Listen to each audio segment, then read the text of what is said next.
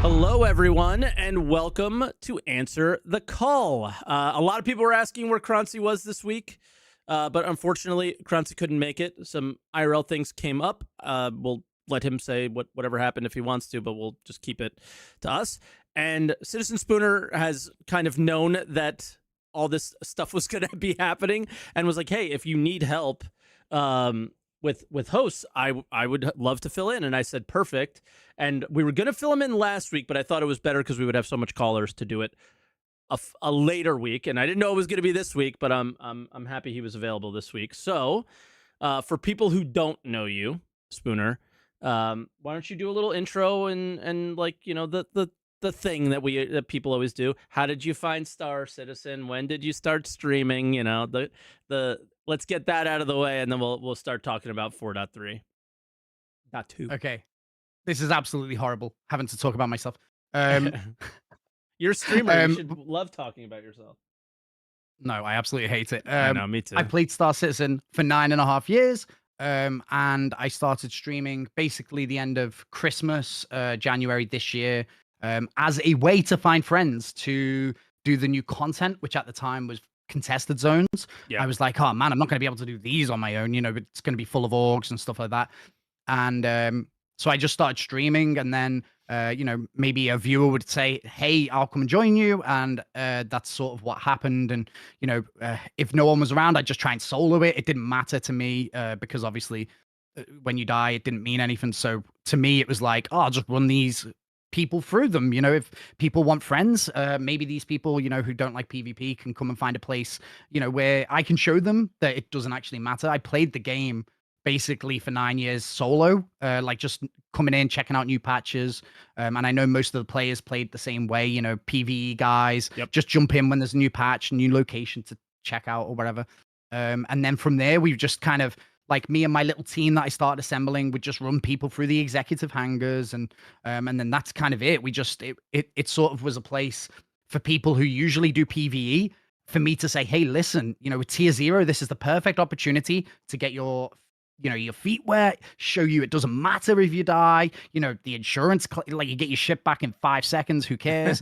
If you don't lose your arm or anything, like, you know what I mean? It was like, it seemed like a great time to introduce the majority of this player base, I think, is like PvE focused anyway, but start getting them into, you know, maybe learn how to defend yourself a little bit. And so, and then that's basically my year, is just that we started streaming in January.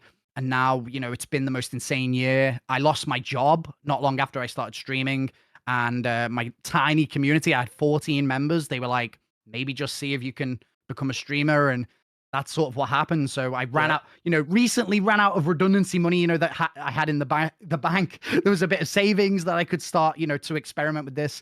And as I started running out, I started making a little bit more from streaming. And then it just, yeah, it's been a crazy year, but always been a bit of a dream. I've obviously watched you and Burks and all the other guys for years wanting to get in. When I've tried making videos in the past, there was like nothing really to make videos on. So you guys had my absolute like admiration, because I was like, these guys are carrying this game and there's nothing to even talk about. And now that there's something to talk about, I'm like unmotivated to make videos. It makes no sense. I'm having the opposite. From my point of view, this when Jared said it at the at CitizenCon Light, he said, you know, it's been the best year. I feel like from my point of view, it has literally been the best year. I like PvP, I like PvE, and so getting content drops every month is excellent. When people come into my stream and go, is this game going to be released anytime this year? I'm like, it's released now. I play it every single day. What you mean? And we get a new DLC every month with something in it, maybe a new ship or a new event. And so from my point of view, it's been the best year ever. We just spend it doing whatever the new events are, you know, carrying people that maybe don't like PvP through the PvP events. And it has been the best year that I've had with Star Citizen. And yeah. Yeah, it has undoubtedly been the best year, but it depends. It depends on what you like. For me, it's like, oh, I want that I just want mining and salvage to matter. I want crafting, and because of what they did this year, my content had to hold back another year, and that's okay, because I did pretty much the same thing. Is, man, if they like just focused on bug fixing for the year and didn't add this content as well, holy, this year would have been so boring, right? And I don't think any of us Yes. would have been playing it anywhere near as much. So obviously all that stuff was good, and it was, kept me engaged. Wicklow, all that stuff has been fantastic to keep me engaged, which is great. But yeah, that's your intro. Like, I remember not knowing that you had played a lot. I thought you were, when you started streaming, you started playing Star Citizen, but that was That's definitely because not the you watched case. my stream. You were watching my Yeah. stream thinking this guy's a noob. No. Yeah, so it's like I had no idea, and like, for people that don't know, he's helping me learn PvP a little bit. I haven't trained much at all. I need to get back into it, but yeah, that I'm having that motivation problem with the game, and I'll get it. I'll get it back, but right now, just personally struggling with it because I'm having fun with other games and stuff. But yeah, 4.3.2 dropped Thursday, and there are lots of problems with it, but there's some cool stuff. So let's start out, like, what have you been doing, and what do you find to be like really cool about it, and what are you enjoying about it? And then we can obviously get into some of the issues that we've run into. Okay, yeah. What I would say is that with Star Citizen, it's sort of it kind of gives you the tools to find your own fun. Yep. So if you don't like fun, like you don't want to just open the Moby Glass and do the missions that are there for you, there's usually something you can do that will be a fun experience in Star Citizen. It's an open world sandbox after all, right? So typically you can find something to do even if you're not a fan of whatever it is they're giving you to do. 4.3.2 got off to a bit of a rocky start. I know the servers were kind of struggling to keep up with how many people wanted to come and check out the new ships or check out the new missions or whatever it Yep. was. But I was lucky enough. Obviously I had the PTU downloaded, so just renamed it to live. I was able to get in pretty quick without a queue, and then spent basically the first few hours just running the new snake over and over again. Which was incredible. It worked every time. I went there with a team, probably about 4 or 5. Sometimes I didn't even take my gun out because when you got that many people, it's quite easy to do. So the idea was we were just going to run it, try and get the materials, so we could do the Wicklow hand-ins. And so that was really fun. It worked. The doors worked, which Yep. on PTU that was not It the was case for scary. me a lot of the times. Yeah. Yeah, I did. You and I I tried to honestly, do it a lot, and we struggled a lot. And it was like, all right, I give up. It was a matter of like who was going to give up first between Spooner and I, and it was often both of us at the same time, because it was just like, all right, this is just not going to work. And you always fear but that it with did. the PTUs But it did that on live, which I'm not entirely sure exactly how they. exactly It like wasn't working at BTU, but they did it on live. Okay, I'm not going to ask any questions. They nope. fixed whatever the problem was. Thank goodness, because usually those like those iffy bugs in the PTU make it, like, even if they fix them right before PTU is over, they make their way to live, right? And we Yeah. ran it over and over again until we got bored. Basically, it was like, all right, we've done this enough. We had like 28 eyes and then 10 tongues or something like that, and we currently don't have anywhere to turn them in, but we'll talk about that in a minute. But it was fun. I enjoyed it. And our last run, our squad almost wiped, and it was just me and one other guy, and we had to finish it as a duo. And it was like finally an intense moment with the snake, and it was nice. Like, it was like, yes, we did it at the end. And it's like, how often do you get that yes moment with the current content with Star Citizen? It doesn't happen that often, even the big worm and stuff, right? Because Well, so I usually don't you know just bring enough people to kill it. I don't know if specifically you want to spend a little bit more time talking about the worm and dungeons in general, but that night, a lot of people were having problems getting into the servers and stuff, Yep. and I made the mistake of trying to hop servers to join Ooh. with another group of friends Yeah. instead. And honestly, I was like server locked for like 2 hours, and then I Yep. was like, right, guys, I think that's probably going to be the end of stream. I've waited for 2 hours to try and fix it. I came back the next day and I was still locked. And if any of you guys are experiencing shard locks, for me, what fixed it was going into Arena Commander, doing a character repair.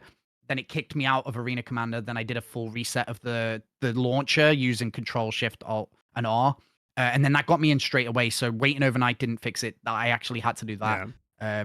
And then I could play the new patch. But anyway, that was my first day. Is that I played the worm for quite a bit, and then we got locked out. So Ah, that was day 1. which is Yeah. typical MMO things, right? When a lot Yeah. of people try and join the servers. It was my mistake. I shouldn't have left the server. It was working for me. So, um, yeah. Yeah, so that might fix your 41K error or whatever people are having, because I've seen similar things of try this, change your, like, melt something in the pledge store. I think people are trying anything. And yeah, some of the stuff is working. I think there was a Reddit thread of what to do. Is that what you followed, or I didn't? I It have was I think it was a suggestion from chat, but okay. it was the error I had was very specific. It wasn't like popping up an error. It was when I'm loading into the PU, it wasn't loading. And then if you bring up the Yep. display info, it was you could see it wasn't like doing anything. It was like my Yeah. character was in an unknown position. And so I think I was just locked in that Yeah. I've weird seen people spot. complaining about that, so you definitely weren't the only one. And yeah, a lot of people are like, "What happens if I can't log? If I'm just getting a never-ending loading screen?" I'm like, "Dude, I don't know. It hasn't happened to me yet, but I'm sure my time is soon because it will always catch one of us eventually." But yeah, I don't know. I'm thinking the the other things that I enjoyed were the ships. Some of the ships I really like the Paladin. A lot, a lot. Like, I think it might be daily driver type, not solo, um, but one of the ships that I definitely want to use when playing with my buddies. But I know I don't want to put words in your mouth, but is the Shiv still your your favorite? I think so. I think the Okay, Shiv is it's just kind of cool. It's unique. Like for me, um, like I think for a lot of people here, the ships are a bit of a draw to the game. sure. So, when they release a new ship, if it's cool looking, I want to go and fly it. I want to spend a bit of time in it. And for me, it's all the stuff that we go and do in the game. The ships are another character. They're like, a piece of armor in another game, where you earn the ship, which obviously in this case we're not doing. But then you spend your time in that ship and it becomes a little bit of a home. And for me, the Shiv feels apart from how you get it, I wish that how we got the Shiv was like different. I wish that Yeah, it was behind some sort of Grey's rep. Hey, I've got some dodgy missions. Go and collect me these parts of ships, and then I'll sort you out. And they can always do that in the future, right? Because exactly. this still it's an alpha. But in comparison to the Paladin, which is just a really well polished military ship, there's no junk anywhere. It also feels like it's lacking a bit of character. It's really cool, like shape. I like the U shape from the top, and but the Shiv to me just feels cool. It That's feels all like what it is, character. which is like, yeah, it has all character, yeah, and even a poop bucket, right? So And then unfortunately, the I don't even remember the name of it. The Vandal one. Scalpel or something? yeah, that's it, Mike. Stinger. Scalpel. There you go. Yeah. That Did you one's use chat? no, no. I actually didn't that time, but they typed it at the same time. But the Stinger is visually I think the best looking, but it's just definitely not for me as far as I think using it for the anything. Stinger might be useful in the future. I don't know if I think so heavy too. fighters suffer for the fact that armor is not a thing, and so currently it feels like quite weak. Yeah. Especially if you try. For me, using heavy fighters has always been my like PVE ship. I can Yep. survive a little bit longer. I can tank a little bit more. I can stay out and do oranges and reds and look for ace pilots, and I can stay out a while in a heavy fighter. And I feel like this is currently the worst heavy fighter to do it in. There are so many more ships that you could be using that are more fun to fly. For me, it feels kind of exhausting to fly, to be honest with you. Yeah. I was trying to use it all day yesterday and I was exhausted. I was like, this isn't fun. And it's also making me tired. I don't know why. It's like you're just like move. I feel like with it, like just go where when the Paladin moves is more agile than the Shiv, it just doesn't feel right. But like I was doing like low flying runs into these new locations for the event, and like yeah, the Paladin was able to do it, but the Stinger I don't think could have. And Well, I think the Stinger, you expect it. So I'm okay with it being as slow and fat as it is. same. Is if it's really scary when it looks at you and it doesn't feel scary. I sort of wish they'd have gone down the ion route with it, which is maybe just remove all the smaller weapons and just make that a size 7 gun on the front, Yeah, and then just the mobility huge. kind of makes sense to me. It's a huge boat, and when it looks at the back of your Idris, it's going to do a lot of damage. But here, I feel like it's kind of squishy. It's really chunky, so it moves slow, and then it doesn't have the damage when it looks at you. And even Yeah. if it looks at you, you just go nope, and you just sidestep it. So to Exactly. be fair, So I think hopefully, as far as at least its defensive capabilities, like you said, like when engineering comes out, that gives them an extra lever to make ships unique from each other from that standpoint. Some ships can be heavy on shields, some ships can be heavy on armor, and they can make that more interesting and have more depth in some way if they want to. But I think what you're saying is obviously the big problem with it is it doesn't matter if those are the weapons that you're using, right? And uh velocities and all that stuff. So something's got to give. And yeah, somebody in chat just said heavy on price is basically what it is at the moment. And but it's beautiful. I think cockpit view is one of the best. I love the UI. It's great. So I think the reason why people are maybe annoyed by that chip is they want it to be good. Cuz I think it's pretty badass. So it's like that's one that's like damn, I wish it was better cuz I want to fly it. And there aren't many ships I think that you can't take out and use. Like maybe you don't PvP with it, but that's definitely one that you just gotta kind of leave in your hangar and look at for a while until they do something about it. But yeah, so then I guess the next thing I want to talk about is the Frontier Fighter stuff. And you said you haven't participated in it much. Well, you're not missing much. I tell you that much. You are not missing much at all. I'm gonna try and find me doing it, but it is a lot of what we had before in the previous kind of fight for pyro type stuff is you're just doing repetitive. Oh, you're not on this. Ooh, no, we're gonna stay here for now, and I'll add you to that one. my name's Croncy. Yeah, Ah, just a Croncy shout out. Um, but yeah, so I was doing it and it was simple, and I don't. It's weird. I like doing repetitive content for MMOs, but I like doing them when the drop rate is a thing. Like when like drop rate is a thing. So killing a bunch of like NPCs, looking in their backpack and sometimes getting something cool for whatever reason, that is like a dopamine thing for me. Doing this and watching the bar go up is close to that, but not quite. And there's a lot of issues I have with this event. I know you said you haven't started it yet. Are maybe the issues that I have, are they the reason why you haven't started it yet? How are you feeling about ah, the event so far? okay, so I'm a little bit of a victim of me because I love testing things in PTU as well. I love experiencing them in PTU. I kind of like experiencing things, before there's 100 videos online showing, how to do it. And I kind of like experiencing it first. And also I like testing out the new content. And I think that's like my community likes seeing the things first, so we'll try and do, the new missions first. So I tried them all on the PTU. We tried them nearly every day that they were in the PTU. Mm-hmm. And the problem for me with them is that go somewhere, kill the guy, and take the thing or whatever is fine if you're doing it once. But I think that a lot of these ones here, the harder ones that reward 100 points or whatever, the the requirement to have to do them 10 times or 15 times is like I get maybe just make it 5 times. I know they want to try and make it appear to be this big grindy thing. And then also the missions that I liked in PTU were the ones that weren't working.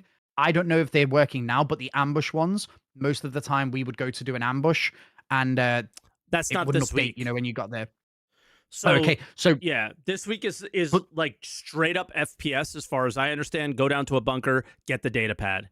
That's this okay. week. Next week, I believe, is the ambush stuff. Okay, so hopefully those ones are working when they get to but I sort of preferred the ship versions of the missions and not the ones where you have to get out your ship, go to a bunker and kill the thing, which is probably more of a me issue and nothing to do with the game. But also these missions, and I felt like what was the last event, the resource drive, where it felt like it was all just solo missions, and these feel like there's no reason to get the group back together. And I like a reason to get the group together. Yeah. And I feel like all these missions are like just get in your ship and go and do the mission yourself. And for me, that kind of sucks because it doesn't feel like we've had a reason to get the band back together for a while.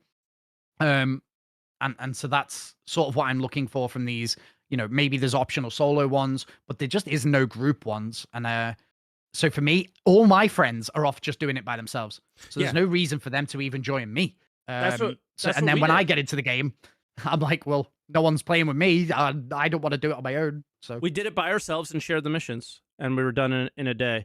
I had, and again, I keep switching to that scene, and your camera should be there, but it's not. So I don't know what the hell's going on. Little OBS problem, but yeah, the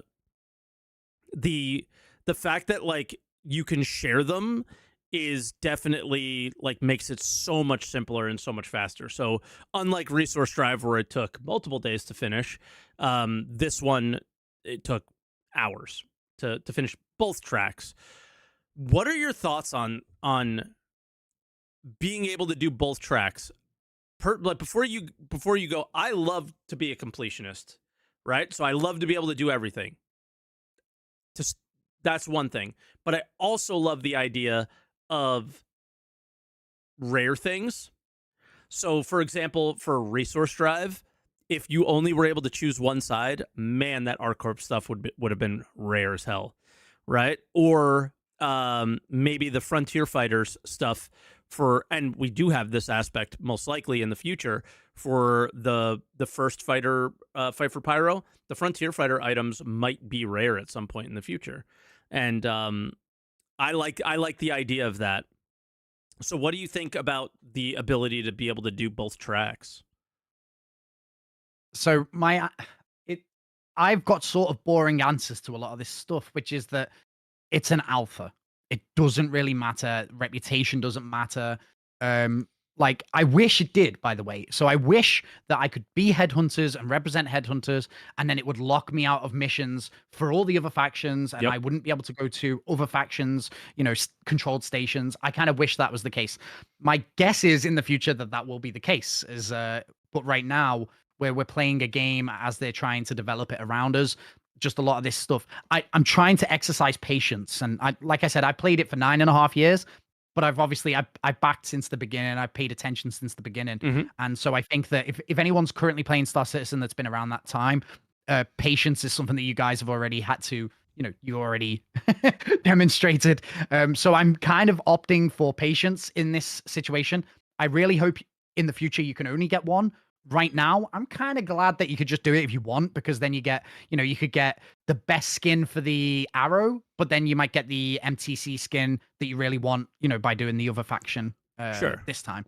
So There, right now, to me, it doesn't matter too much, but yeah, there is an argument. Like I will fight you on this one a little bit though, because do it. this is the time where you tell them what's fun for you. Like the it's an alpha argument it is the argument for this is buggy, that's why your claim times are short. It's an alpha is why tier 0 exists if you don't like that, right? Things like that. Like those are legitimate arguments for things that people don't like.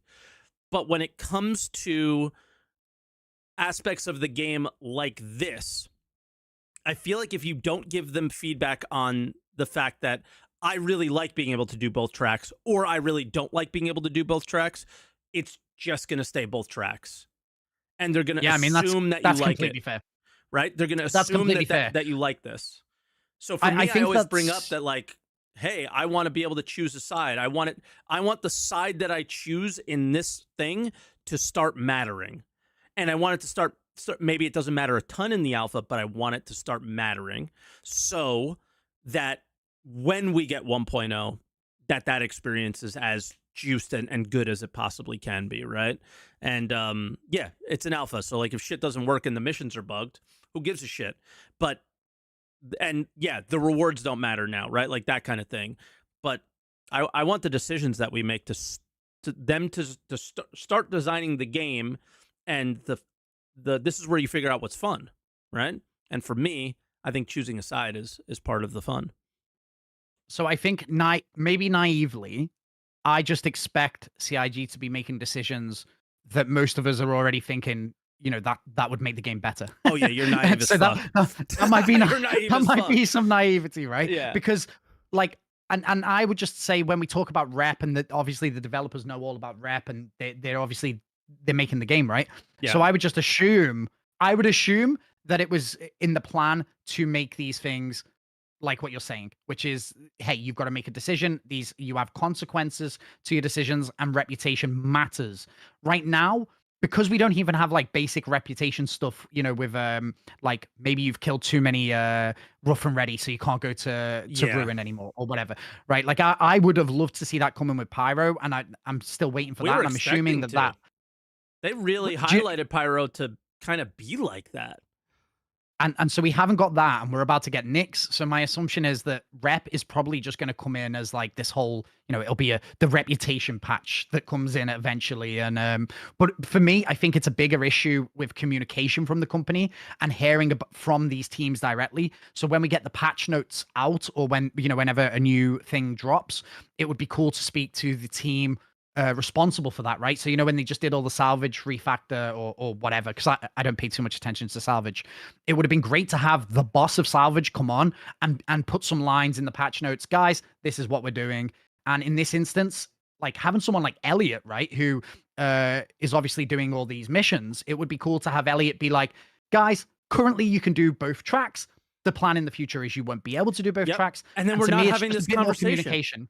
Yeah. And then we don't even need to have to, and then they don't need the feedback we're giving them is different feedback at that point, right? Yep. And I just think that, to me, the communication has felt off for a while.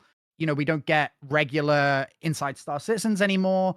And I felt like for the longest time, it's felt a bit more like a corporate business than we're in partnership with the devs making the game.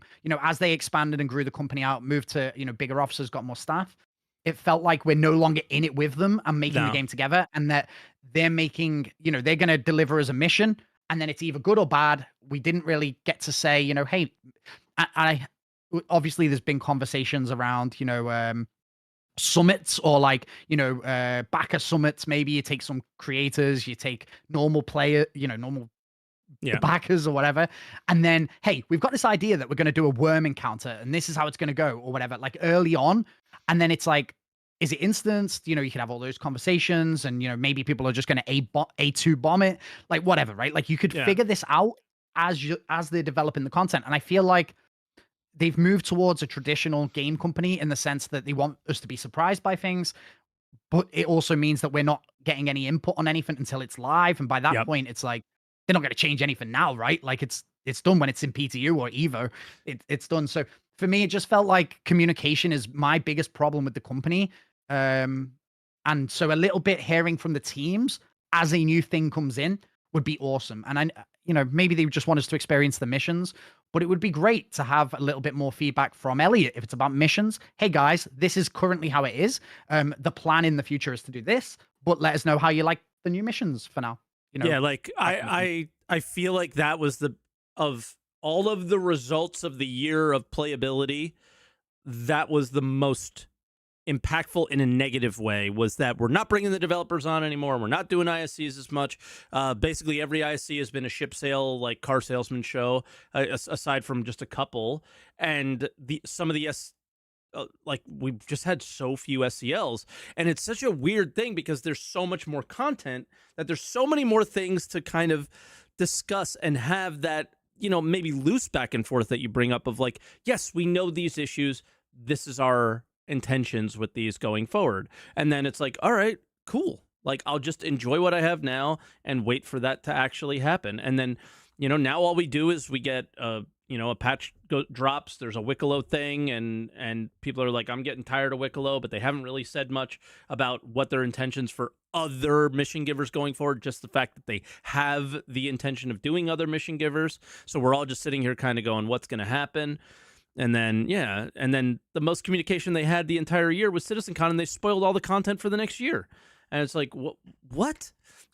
So I know that we've probably derailed the conversation around live, but to me, this is like this to me is a big issue, because Yeah. Star Citizen, when there was nothing to do in Star Citizen, I at least had content to watch each week, Yep. from various What's teams. So it was coming? like, okay, I'm not playing as much, but I'm hearing from the developers more, and that gave me more confidence. And Yep. to me, they said that the subscriber money is the thing that goes towards paying, for Around the Verse or, Inside Star Citizens or and it felt like this year, since we moved to the behind the ships, it's like, well, I hope the subscriber money is not paying for those because they're ads and I don't want to be paying for ads to myself for Yeah. new ships. But inside Star Citizens, we've had less of, but we've still been paying our sub each month. So I Yep. just feel like there's communication missing and there's inside Star Citizens missing. And with content, I actually don't even want to see that much stuff on content. Like if you're going to No, drop new after. missions, yeah, till after. And Yeah. it's After and discuss. for me, yeah, exactly. After it's a discussion about it, what they could do better next time. And I think that for me, this is something I know that you've spoken on as well. For me, if they're going to drop contested zones, for instance, hey guys, here's this new thing, contested zones. A month after it's been out, Elliot sits down and plays it on stream with you or with another, developer and goes through the content. My guess is that they probably don't want to do that because my guess is, I mean, they'd have to do it on an internal build, an internal servers or whatever, because otherwise it probably is going to break in some sort of way. The key printers haven't been working in contested zones for 6 months. Good. So for yeah, Good. but exactly. Experience what that's we sort have of to deal with. exact. And so I sort of would love, the Onyx mission and the Worm. Great. Now play through it. A month after it's been out, play through it and just talk about the process. Bring on the developer who made the Worm, and then you take us through. And Destiny used to do this, is that they do a raid along, right? Which is Yep. like the raid's been out for a bit. Now you got the team who did the raid. They're gonna show you how, they do it. And imagine Elliot doing Stormbreaker with a couple of devs on live and not getting flipping bombed by some griefer team or whatever. And tell us how having beds at the location's a good idea, Elliot, when he's stun locked in the beds, from a team showing up and just putting him permanently in bed. And it's not to shit on Elliot because I love Elliot. I genuinely do. And I think that he loves the game. And I get that in his communications. But do it on stream, Elliot. Like we do it every single day. And that's why, people will say Mike's salty or Mike's pissed off or Spooner's crashing out because, he can't get out of the bed. And it's like, well, yeah, because we're playing this for hours on end on stream, and these problems are so glaringly obvious that it shouldn't have made it to live. Yeah. Beds at the respawn, at the location shouldn't have been there. And now, like for me, it's been impossible to do it because every time I do it, and I know that this isn't me crying as a streamer, by the way, everyone. So relax. I know I'm playing it on stream, but the problem isn't that someone's come there to kill me and I'm on stream, so they got the information. The problem is that even if I killed them, they're back 10 seconds later. And after an hour, I was like bored. I'm like, we're killing these people. They're killing me. I'm just respawning. And it's like, I would have loved to see these developer alongs or whatever you want to call them. Yeah, that's anyway. I think they play internally, but I think that they should experience what we experience, and then they won't have to. I think they'll easily learn, but I don't even know. Like it comes down to a lot of like priority choices, right? Like people are just like ship it. Like let's talk about Wicklow for a second because we may have gotten off, but it brings us right back because Wicklow missions have improvements to them where they're on the panels. Now I thought they were both in your mobiGlas and on the panel. Spooner, I'll let you share what is actually happening in a second. But before we get those properly, this is, by the way, what mission pickup on location meant, which is, I'm surprised that this was it. But the current situation on the hotfix is Wicklow has been removed because they are not asking for the correct recipes. So there may not be favor in it. There may not be Polaris bits. There's a lot missing from the recipes. So they've removed the guy completely, right? And these are things that players recognized in the PTU, along with an Onyx facility issue, which, the code to get into Hyperion does not match the code on the door. And you can't complete the last Hyperion mission because of it. these are things that, like, that specific bug happened to be on stream. There was a dev, I didn't have to make an IC report. There was a dev, like, so there's no excuse here. There was a dev on stream who pushed that one up the ladder because he said he was, and it still went live. So somebody there is making a decision that's saying, we don't care about the quality of that necessarily, and it's an alpha. We'll fix it when we get a chance to. We'll hot fix it, whatever. And yeah, that communication, even for me, I would love, hey, we know these issues. We're going to ship it out. We want to get some information on X, and that's more important. We'll get to it. So just, we'll disable that mission for right now or something. And they did that with Wicklow, but they're not doing it with other things and so on. But yeah, I'll let you share your opinion now while I sneeze real quick or cough. So I think that a simple thing, which is quite difficult. I don't understand how they still haven't done this either. And maybe it's not simple. I'm not a dev, okay? I'm just an idiot on the internet. But you know when people load up the game, why is there no like news bulletin on the homepage? Bro, I've been saying says, this hey, for years. Oh my God. In big fat writing, hey, Wicklow is broken. Don't waste your materials. Don't go to him. Like, whatever. It's off right now. Wicklow is off because I put up a video yesterday. For those of you guys who don't know, Wicklow now is not in your Moby-Glass, apart from like maybe one mission for whatever reason. But now Wicklow, you have to go to him to accept the mission in person, which is kind of cool. It's like a, you know, like a bounty board in another MMO, right? Like you go to the, you know, in Destiny, we'd go to the tower, and the tower would be the place that you see other players. Although Wicklow's instance, so you're not even seeing players there. It's very strange. But anyway, it's a cool place to go. And maybe you meet other players in line who are like, you know, they're picking up their missions and it's cool. That's now Wicklow. You have to go to him to pick out what you want and then, you know, pick out the recipe or whatever. Yeah. I think it makes sense because you see the reward and you go, I want that. And then there's the mission to get it. Well, all that kind of. So there's the recipe to get it. So firstly, they've turned Wicklow off today. So I made a little video being like, hey, you have to go there to get it. Then everyone's commenting on the video saying, hey, I'm losing materials here because I'm doing the mission. Just cost people all their Wicklow and I said, materials. Well, isn't it turned off? Like, how are you guys even taking the missions to turn them in? So I don't know if there's a problem there where people are still able to accept the missions and then they're sending materials down on the elevator and it's not rewarding because he's turned off. I don't know if that's the case. But also when you go there, I don't know if you've been to Wicklow, but there's no models of ships or holograms of ships next to the billboard. It's just hundreds of billboards now inside and the names don't even match. Like, you won't know that it's the ship. Yeah, it doesn't say Scorpius, Stealth Scorpius, or whatever it says, you know, Wingy Bird something, or whatever. Like, you've got to translate whatever it says, right? Which, again, whatever, it's Wicklow, he's trying to be, like, funny.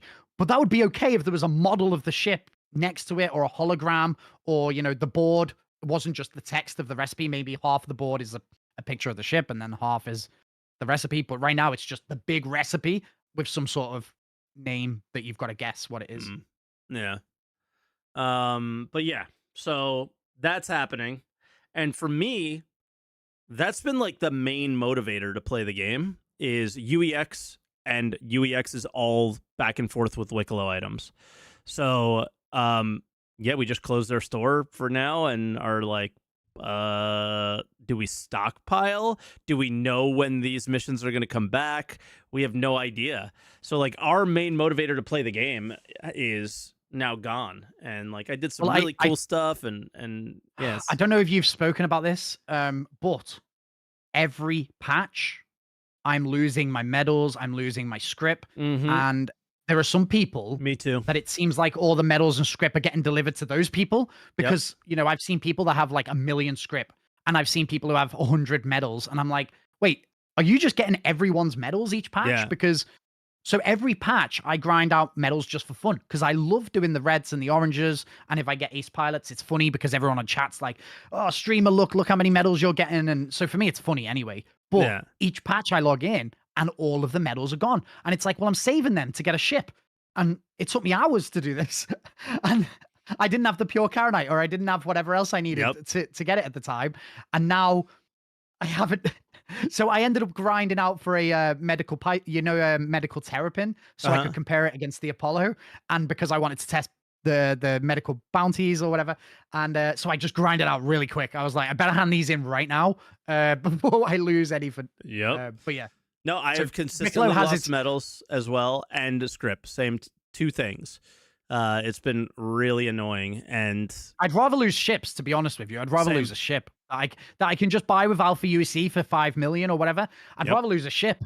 Yeah. Because I can just go 100%. buy it back for 5 million. But the medals, which took hours and RNG'd and all that stuff, like crazy Yep. that we're losing them. So Yeah, it's really annoying. And yeah, consistent with the start of this patch too. I lost a lot of stuff this time. I didn't lose anything last patch, but I lost a lot of stuff this patch, and it was a bummer. Outside of that, so we did ships, we did Wicklow, we did the event, and we did the snake. Have you tried any of the FPS weapon changes using the custodian? I got clapped with an ASCAV in Ruin today. So like these changes are starting to take effect. I didn't die to it, but he hit me and it insta injured, and like that puts me on the back, on the back foot right away. So it was like, oh, okay.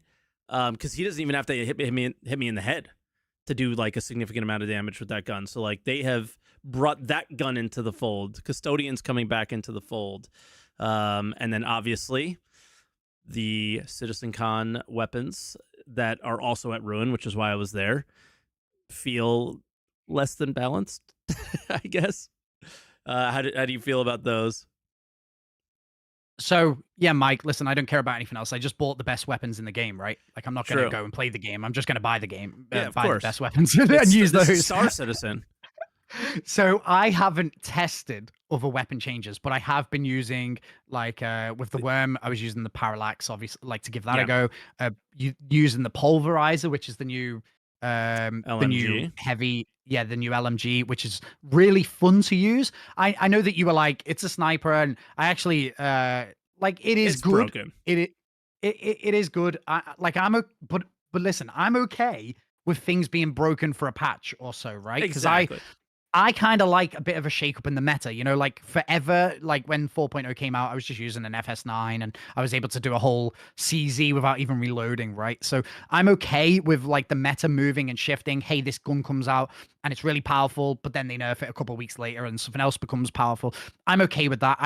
I love in a game where everything is kind of the same, like if all the LMGs were the same, then it's like you're just picking it based on the skin, right? Or whatever. Yeah. I'm okay with one being cracked for a bit because that's that power fantasy that, when I play Destiny, I play it for the newest weapon because it's cracked and then eventually they nerf it and then everything's the same. And when everything's the same, it feels a little bit boring. So I'm okay with having different metas and changing weapons for a patch. So Elliot, or Zach, don't nerf the gun. I love the gun. Give me a couple of weeks with it. I'm good with that. It feels awesome because it's so good. It feels so cool. And I think that's the reason. Like, then get shot with it and ruin and tell me how you feel. Like if they released, it's different with different things, right? Because if they released the Stinger and the Stinger was broken, maybe the Stinger flew like a blade and also had the same damage it's got now, there would be so much upset, right? Because it's like, you're paying $350. You've got like the best ship in the game. Like it's insane. I'm okay with them taking a bit more of a softly approach with releasing ships because it kind of avoids that whole pay to win argument. No one's arguing that the Stinger's pay to win. And in fact, most of the ships that just came out are kind of boring. Like even the Shiv, which is really cool. It's got a lot of firepower. Yeah, so for me, I'm okay if ships come out and they're like tempered. But weapons, I'm okay if they release that rocket launcher thing that they showed off. If that comes out and it's freaking overpowered, then great. That's cool. I'm going to walk around blasting out arrows and having a good time with it. That's fun. But then just bring it in line and then make something else powerful for a bit. I'm okay with that. Like that's how I get my fun. Like when I pick up that big gun for the first time and shoot it at something and they die. That's epic. Yeah. I mean, it's like from a sound, feel, all that, it's fantastic. But then hearing somebody shoot that and bullets fly by you and ruin, I was just from the first bullet sound, I already was pressing my med pen because I was like, how am I going to survive this? I'm dead in 2 shots. So I got lucky with 1 HP survived a couple volleys Well, of I'm not somebody with entirely bad aim. sure how. So, like, I actually don't even mind like how powerful. Like, I love it. So to me, it doesn't matter. But you you can carry unlimited ammo in your bag, and Zach these things are massive. Zach And was in these are my chat. massive. He was like, "Yeah, they're gonna get heavier," and I was like, "Okay, cool." Like, I just, but also, like, how did that make it alive? Right? Like, Because they're rushing, because just they have a date and they just go. It's like that was this year, so there's definitely positives, like you said, about having the content all the time. But the only reason you have that content all the time is because they won't make an exception for something small like that, even though that has a big impact on the experience. Yeah, so it's it's fine. I think for that from that perspective. But again, I think it comes back to what you're saying. It's the communication thing. So Zach is in my chat one day while I'm talking about it, just pure luck. And he's like, yep, yep. The real problem there is like, because we were discussing the ammo. Like, if in real life, 50 cal ammo apparently is very, very heavy. And the amount that, like, this gun would weigh 50 pounds. Just the gun would weigh 50 pounds for the mag size, all that stuff. So it would be really hard to manage recoil and all this stuff, right? And then, so we were talking about mag size, and he was like, "Yeah, you would like we don't want you to be able to carry that much, obviously. So our bad. We'll get to it. But if we had an ISC, if we had an SCL of like, hey, we hear you, and then they're talking to the entire community, not just me, not just you, not just the people in our chat. That's the thing I really hate about this is it's not our fault they're there. Like, we get shit for these kind of things happening as content creators. It's not our fault that they're in our chat. It's Jared, or it's whoever you want to complain about at the company who isn't getting them in there to talk about these subjects for everyone, or it's community team that isn't making a post sharing the general complaints or issues about the current patch on day 2 or something like that. Hey, we went to Zach, we went to Elliot, we went to here, we went to there. Here are your complaints. Here's what they said. There's your post. We spoke to everybody on that. It's 100% a communication thing, and yeah, it's whatever. Like, don't kill the messenger here because they were in our chat at that time, because that happens to me all the time. It's super annoying. Yeah, because yeah, I I just have feel the like info and you don't. It's like it's not fair. Everybody should it have could that be. info. I think that the ammo could be heavy, right? But imagine it required you to wear the tech armor they just released in That's order to also even heavy. hold the gun up, Yeah, in the first place. Maybe if you that's where got they want medium to armor, go. you can't even aim down sight, with medium armor, but with heavy armor, you could like hold it up, right? I Like feel that like would that's where be they want to really go. cool. But Like, again, this goes back to like me and you are making the assumption that that will happen in the future based on what we think is logical. yep. And again, maybe being a bit naive that will happen. But I'd love, some sort of hydraulic armor that meant you could pick up this massive 50 cal LMG. And I felt like the tech armor was like the perfect, opportunity to do that, right? It's tech armor. Maybe it does something different that, maybe you can carry more in your bag. Maybe you can lift more. Yeah, Yeah. 100% is like it is again a result of the choices and priorities from the year. It was like content, and those are like, well, that's our new armor system that we're not currently making right now because content. So it's like give and take. We can apparently we can only have one or the other, and I want the mission system, or I want the armor system. I want the economy. Those are the things I want. I don't want the content now because I want the basic foundations of the game, like flight model, FPS experience, armor experience, mining, salvage, crafting experience, to inform our storylines in the game, our content, the worm, the things like that. And yeah, it's currently like, Dude, I was so coped up, when we seen the tech armor for the first time, and my chat was calling me coped up as well. I was I think it's ugly. because the You back, like it? well, I think it looks kind of cool. It looks like Okay, Destiny Titan armor, and the gotcha. other armor looked like Hunter armor. And so for me, it's a bit like Destiny-esque. But the backpack looked like a bit of a jetpack of some sort. It's got little like Okay. vents on the bottom, and I was coped up thinking that when you jump out of a ship in that armor, it does the same thing as a Geo does. You know, when it like falls to the ground and just does a little boost That's to stop copium. it hitting the ground. I was like, man, imagine they did that. They just like whatever the tech in the Geo, they stuck it in a backpack and then they didn't tell anyone. And then see, when that hit live, that would be so hype. I But think again, all that's these cope. armors are just oh yeah, yeah, no, well it was, right? But all these armors don't really do anything, besides, limit your movement speed a little bit or whatever. Yeah, but you might be right in the sense of that might be one heavy armor that does have uh flying in space. Why is that EVA? EVA, like, yeah, just totally lost it. That might actually have EVA capabilities because, like, what we saw at CitizenCon was some armors will, some armors won't have EVA capabilities. So you're not like completely coping, but it being a Geo maybe is pretty cope. But yeah, so I think that's, yeah, like every time a patch comes out for me, I'm excited, I enjoy the content for a couple days, and then I'm kind of like, all right, what's next? And I know why that I feel that way. It's because I don't have that day-to-day Well, that's the grind stuff we're draw. missing, right? Yeah. We're We literally can missing all the grind. player stuff. We can grind things. Like you said, you do the Ace Interceptor helmets. Like those are grinds I want to do, but I don't want to do them for essentially a ship's skin on a spaceship. It's like I don't know. So that's where like every patch that comes out, same with 4.3.2, is like, all right, I have done the first week's content. I have done the snake. I'm done. And like when I woke up this morning, I was like, am I going to play? What am I going to do? And I was like, I But you know don't what? have that, I feel ooh, like we're exciting missing. draw. Sorry, by the way, if I talk over you, I'm sorry because I'm a little bit delayed from what I'm seeing.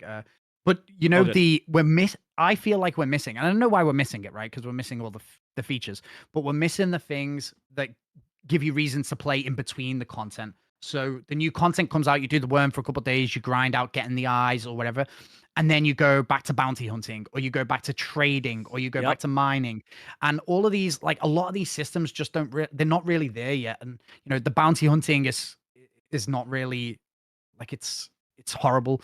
And It's then horrible. the dude, I was so excited for medical. I was so excited for medical. I know you don't really care that much about medical beacons or the systems, but to me, if they'd put global notifications in, maybe you had to opt into a mission, right? Like on duty, like the call to arms, you get the call to arms, and then you just have it for the whole session, right? If you could log in, like I'm on duty, you accept that, and then every time someone goes down and they send a medical beacon, you are the one who gets an alert on your screen, like a notification. There's no notifications, so even though the medical bounties are working, no one gets them because you have to go in and just get lucky, checking the contracts that there's a medical service Mm, beacon active. And if you don't check, then it's gone. And it is working, by the way, but no one's checking because you yeah. have to check every second to see if it's there. And again, these are the systems that we would be playing, like just player interaction stuff, helping other players, bounty hunting other players, trading with other players. These are the things you do between content. Content is not enough on its own. Ever. Maybe it is this year, but It is this year because we're used to having nothing for yes, yeah. months on Before it was end. like 6 months between a patch, right? Yeah. Or it was like 4 months, and then they added Orison, and you're like, yeah, I'll run to check Orison out, and then it's like, oh, there's nothing else to do, and then you Yep. wait another 4 months, and but now it feels Exactly. like there's reasons to kind of play, maybe not daily, but for me, I find things to do every day. But it's the stuff with the play, like one of my favorite things to do for the last couple of months has been Hathor, but that is really the only PvP spot in the game that, people are going there to try and get pure Karenite. Usually that kicks off, other people coming to stop them. And then Yep. you can get into, some big capital ship fights or whatever. That's been the main PvP spot up until Dupree. And then, now we got a little bit of a fight at Dupree happening. But these are the things that we haven't been getting. We haven't got the next half or the next PvP censored thing. So you're gonna just end up with all the PvP players are really frustrated, and now they're just like killing rafts for fun, and whilst we've been getting lots of content, we've not been getting lots of group content, lots of fun team playing stuff. So I think that's why CitizenCon, they really tried to highlight that that last mission was like, we are trying to give you this, like, these are our goals.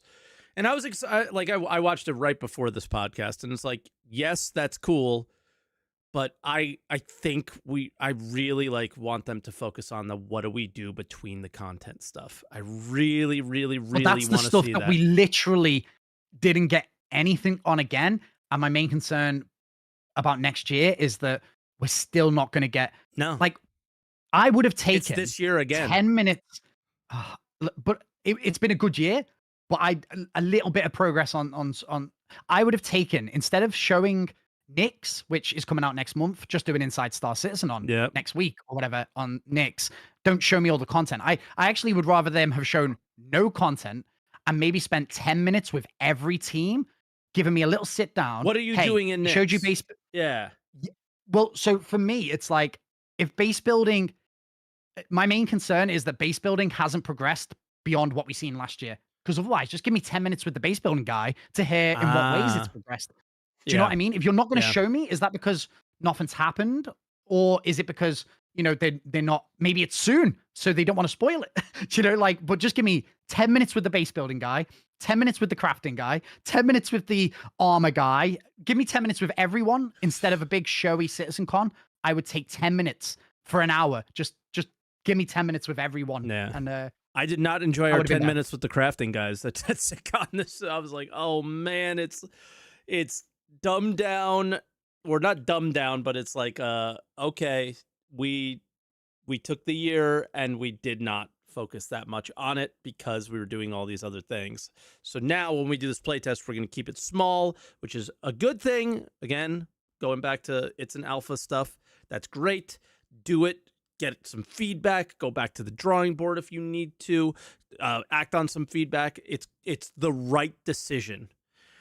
But damn, I waited a year and I get not what I was hoping to get. So I'm like, ooh, that's tough. So all of the stuff they showed me is all the stuff I've loved about this year. All of the stuff they showed me is like epic. Are we going to get half-hour in space with the rock breaker missions?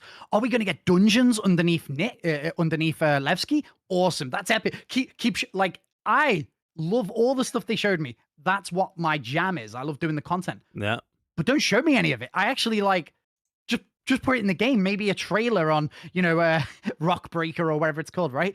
A month before it's out, and then let me go and figure out the mechanics and figure, like, all that stuff they showed me. I was like, I messaged you, Mike, whilst you were live, and I just messaged you saying, "Fuck," because I knew that you were not going to be happy with a lot of the stuff you were seeing. But for me, I was like really happy, but I'd just rather not have seen it. So it's like such a strange. I mean, I love the rock breaker thing. I think the instancing stuff was great, and like if implemented well, I think Nyx looks awesome. I mean, the biggest thing they said was there's going to be a lot of mining content here, and it's like, okay, cool. Talk to me about why, because again, mining is I mined in pretty much every game I've ever played, every MMO I've ever played. It's the first thing that I do. And this is the most engaging mining content there is out of any game I've played MMO-wise, because you're very active. Most of them are you click E and you wait till the rock is mined and it just automatically goes in your backpack. And it's like Netflix content. Mining in Star Citizen, not really Netflix content. You got to be pretty much paying attention, right? And I like that. It makes it a bit of a challenge, and it's nice. The issue is like, we saw no economy people. We saw nothing of like, why am I mining in Nyx and not in Pyro? Why am I mining in Pyro and not in Stanton? Why am I mining in Stanton and not in those other places? And what do we do with the stuff when we're done? And it's like all these changes that those are great opportunities for SCLs and ISCs in the coming year, I hope. And if they hold back on some of that stuff and they actually talk about it, I'd be happy. Like, I want to know your intentions. And like you said, I don't want to know the mechanics of the actual raid. Like, what? Like, you mentioned Destiny multiple times. I played Destiny 2 on launch and then never really played it again. Um, I'm assuming they don't spoil their raids. No, Yeah. exact. So, like, it would have been epic if they got on, and they did talk a bit about instancing, which I think is going to be a good thing for PvP and PvE Mhm. content going forward. But to me, that last thing that they showed us could have been a trailer, and it could have been a bit of a why we are doing it like this.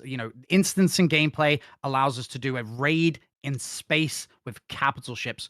Say less. Like, you don't need to say anything else to me. Like, I Yeah. get it. We don't have to do a dungeon on the ground with an FPS weapon, but maybe there's a reason, you have to get out your ship to do something. But we're in our capital ships. We're fixing our capital ships. That looks epic. But don't tell me that there's a massive cannon that if you fly too close to is going to destroy your capital ship. Let it Let me get happen. my capital let me get my capital ship destroyed, so then I'm like, right, move the fleet away from the star destroyer there, and we'll figure out another way to kill those weapons. Oh no, they've got a shield. Okay, we need to take care of the shield. And then that's how a raid or a dungeon goes. I don't really understand and I know that they said because obviously people were spamming in chat, you're spoiling it or you're telling us how to do it. I'm sure they can make tweaks to the engagement so it doesn't go exactly how they've said there. Yeah. But to me, that just doesn't make any sense. And like, I guess that's another thing with the logic. And like, I just assumed they would know not to give away kind of like the step by step of like how to complete It this was encounter. wild. How does Destiny promote their next raid? They Typically? don't. They don't. You see a trailer for it, usually a day before, and literally it's like 5 seconds, maybe Okay. showing the entrance to the dungeon or the trailer to the raid. Like, they literally don't even show anything. And sometimes they show a trailer, like a 30-second trailer, but Mhm. it's like a close up of someone's feet, showing the environment that they're running through. Yeah. It doesn't show the bosses, and it doesn't show the weapons needed to Mechanics. do it. It doesn't show the mechanics. Like, and I'm not even, because maybe this just isn't a raid, and maybe this is something different. But they talk like the bit where you fly in to destroy the thing. We should have been figuring that out. Like, but now on day one, I'm going to know not to take the Idris next to the turret. Yeah. I'm going to know that we need to take out the shield for the turret. I know that we're going to need to fly inside and do it. And now it's weird, but you should have been learning that like through the progression, losing your whole team to the turrets and then going, right, Yep. we need to reassemble and go again. Yeah. To me, like, I'm sure CIG will have some logic for like why they did that, or maybe it's not what we're saying. Maybe none of that is even. But then it doesn't make. I don't know, Mike. I'm confused about the Yeah, whole thing. yeah, and I think to like sort of bring it back to 4.3 a little bit, or 4.3.2, is one thing that they didn't do, which is big positive. They didn't spoil anything about the snake. Yes. Yeah. I did not know about parallax rifle in the mouth until I watched and the guy who did the solo, man, he he's a good player because I've fought against him in Arena Commander for years. He is super solid. He's a guy I've like just been shit on by him in AC for so long, and like just such a worthy competitor, and like deserves to have it done first. I had no idea that you shoot the worm in the mouth with the electronic thing, or with the lightning, and then that actually shocks him as well. It wasn't just the boxes, because I saw him do it. So can we just speak a little bit on the worm for a second? Yeah. And I know that I mentioned Destiny a handful of times. I promise I won't turn this into like when Mike always goes on about Eve, right? I think it's healthy though. Good games are good games for reasons. So feel Well, free. I so don't mind it. for me, the Destiny comparison is with the dungeons and raids. I love doing hard content, and I think this is like, obviously in some aspects of the community, I'm one of the biggest bobs because I spend a lot of time doing like the PVE Yep. content. But I also like getting in fights. I also like killing other players. I also like pirating. I like doing everything that Star Citizen, will have the potential of offering in the future. Now, for me, I love, close the dungeon off. I did 8 hours on the Worm solo. 8 hours on the Worm solo, Mike. It was the most fun I've ever had in this game. It was the most viewers I ever had. Like, everyone was watching. Everyone wanted to see, if it could be done. Because for a Bob community like Star Citizen, right? Like, they don't want to interact with other players. They just want to go there and get the eyes. And if there's a way to solo it, which means they don't have to interact with other players. Yeah. Some players will want to do that. So for me, yeah, and I like the challenge. Like in Destiny, doing a dungeon solo, massive achievement. But where it compares to Star Citizen is that in Destiny, the game works. So when you I know that by the time I touch the floor, I'm gonna have reloaded, I'm gonna heal, I'm gonna go to this mechanic here, I'm gonna slide behind that rock. I know that my timing makes a difference, and I'm gonna hide behind the rock. But in Star Citizen, because I watched that guy's solo video, right? And I was like, yeah, it looks like a piece of piss. Like, it's gonna be easy, it's gonna be fun. But on the server he was playing on, he had 11 FPS from that worm. Like, Yep. I was playing on a server that had 30 FPS. Let me tell you, the worms were cracked, Mike, and I wasn't Yeah. looking to cheese it because I could kill the worm, the first worm. I just railgunned him and he died instantly. So for the challenge was that I was going to kill the first worm enough to summon the second worm, get rid of the first worm as fast as possible, to then just be left with the second worm and then be Yeah. able to kill the second worm. Now, obviously, you've got the look, so the worm might come out of this pool that you're standing next to, but I didn't cheese it. I wasn't hiding at the back using a sniper. I was playing it kind of how you would if you had a group, behind the rocks, making sure to peek at the right time. But sometimes when you go to use your med gun, it doesn't work, and you have to spam B a couple of times, and then it eventually And then you works. drop your weapon. And then you throw your weapon across the arena, and sometimes you're behind a rock, but his lightning will still hit you because it's desynced. It thinks you're outside of the rock. And let me tell you, when you're on a 30 FPS server, these worms do not mess around. They can absolutely, like, I watched the solo video. He's just standing there shooting the worm. The worm is lasering him, and then eventually he stuns it, and then he's fine. Dude, the worm hit me once. I'd be like tier 2'd out my mind. Yeah. Like, the worms were crazy, but, and I know a lot of this has been, I need to try and balance your saltiness with like a bit more positivity. And I think that's a Croncy would bring a bit more of the positive energy. I think I love Star Citizen, and I've had the best year ever. And I love this encounter, but it's like the fundamental, like the basics just simply are not there. Like when I reload, it should reload. When I heal, it should heal. And that was what this year was supposed to be about. That was what this and year it's was like that supposed to be about. stuff. Stuff I've seen no improvement. No, and I really thought that that's what, like, if I was going to pick something out that they would have definitely dealt with, I thought it would have been that. Elevators, obviously, and they handled that stuff. Stability, they handled that, right? Cool. Great, thank you. The next thing would have been missions, mission markers, and your experience of swapping weapons. Period. Well, so I think that it's amazing to get like raid-like encounters into the game. Like, I love it, and it does provide that big event that brings the community online. We all team up and we all try and figure it out and get it done, and it's amazing. But when the basics don't work, it's like it's really hard to justify spending the time putting in a dungeon if you can't equip a weapon or you can't swap a weapon. 100%. And like, that to me is kind of where the juxtaposition, like what's breaking the weapons and fixing your, like, why does the med gun not work, Mike, when you press B and it doesn't heal you and you have to press B again and then press B again? Why does that happen? I don't know. I hate it. I have no idea. No explanation as to why. No talks about it. Like, again, going back to communication, nothing. But I love Zach, one of my favorite people that work there by far. Communicates, cares. I know he gives a shit.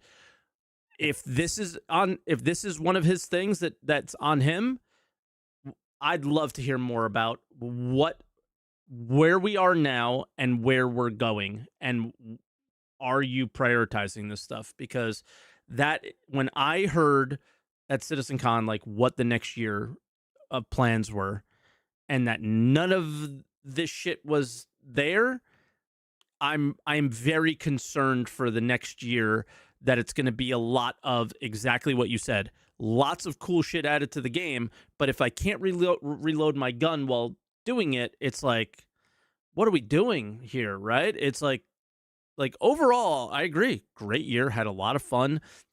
I put in more hours this year than I've put in any year ever playing this game, and there's a reason for it. But because of that, it shows a lot of the cracks in the foundations of what they've started building. And that's, I agree. That's a problem. Well, so Something really great about instancing and something like this worm encounter. I keep saying worm because I know it winds people up, but something like this worm encounter being instanced, they would be able to do something that happens in Destiny, right? A Destiny raid is a 6-player activity, a dungeon is a 3-player activity, and when a team does it for the first time, that's a world's first race, right? They did 6 Yep. players, figured out the mechanics and got it done. Same with a dungeon. Here, the first time we did the worm, I took like 8 people or whatever, like to do the worm. Like, is that a world's first? Probably. Like, you can't. I mean, if I want to do world's first, I'll just take 20 people and do the worm really quickly. Like the worm, where Yeah. it'll come out of its thing, I'll kill it, and then it's done. And I think instancing will allow for some really fun, like with this. Hey, your party's only got 3 people in it. Then you can go into the instance and fight the boss. Yeah. Or if you're on your own, you can go and fight the boss, but no more than 3. Because then you've got, hey, I soloed the worm, actually means something, right? And then, we did it world's first with just 3 of us, and we figured it out on the day. Epic. Instancing is going to allow for a lot more like fun PvE stuff and also PvP stuff. Absolutely. So.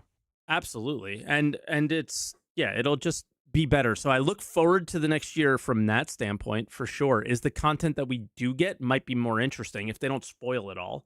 So Hell yeah. hopefully they learned a lesson from CitizenCon, and I'm sure there'll be more than just the the end of CitizenCon thing, what strike groups, and the beginning, which was just a basic bunker mission, it seemed like. So I'm sure there'll be a little bit more or a lot more in relation to a story that they want to tell and other boss types. Like, who would have expected Hathor plus the snake plus the worm this year, right? So I expect similar for next year as far as what we're fighting. Yeah, Rockcracker, they kind of spoiled, not entirely. So maybe they can put a few extra wrinkles in there, and then yeah, it actually matters. I don't think Rockcracker should be instanced, to be clear. Just since No, we're no, on no. the I think instancing that conversation, but Rockcracker should be like Hathor, right? Which is yeah, out there in the universe. You go there with 1 person, maybe you can do it. But if you go there with 10 people, then you're gonna have a better time and yeah, and be able to do it. And then that to me allows them to then do instanced raids or dungeons. It's yeah, like we have to find a balance, which is, and I think the Rockcracker, that and Hathor are like perfect. What a perfect mix. encapsulate the. So for me, you've got your PVE guys who are like miners, right, and cargo haulers, Yep. and then you've got your PvP sweats who will be above you, protecting you. To me, that's what this game is. To me, that game is finding what people like to do and then giving them content that allows you to like mix it all together. Yeah. And Hathor is like that. It looks like this Rockbreaker event will be like that. And then if it's PvE raid as well with the other thing, amazing. Amazing, because then everyone can just hone their skills, you know? I feel like while people were still figuring out all the Wicklow stuff, like that world first Wicklow Polaris that we were part of, I still feel very proud of that, because the logistics of making that work was insane. Of like getting on a server that works, finding a hole that's being run, and then all right, well, we have lots of Karenite now, but we don't have any of the other stuff. Who's going to do that? And it was like, well, I guess our group's going to do that. So we were mining like crazy, paying an insane amount of money for Quantanium to our org mates, so to motivate them to want to mine it. And I had a similar experience, it was only wild. I outsourced any of the stuff I didn't want to do. So Yeah, we I did mean, all of the PvP stuff, and then I got like a PvP org that needed us to help get them like executive ships. So we exchanged executive ships for Quantanium, and it was like a really cool thing because like yep. the PvE guys got what they wanted. They got some cool ships from the execs, and we were able to defend them. And yeah, it was like really fun. That was like us with Shadow Moses. They didn't want to do the mining, so they just wanted to get the good fights. So it was like we filled in that role of what they didn't want to do, and then we got to be a part of something special. So it was something that made me really happy, and that was awesome. And yeah, more of that would be great. And I think the way we get that with smaller content or smaller groups is with instancing, exactly like you said.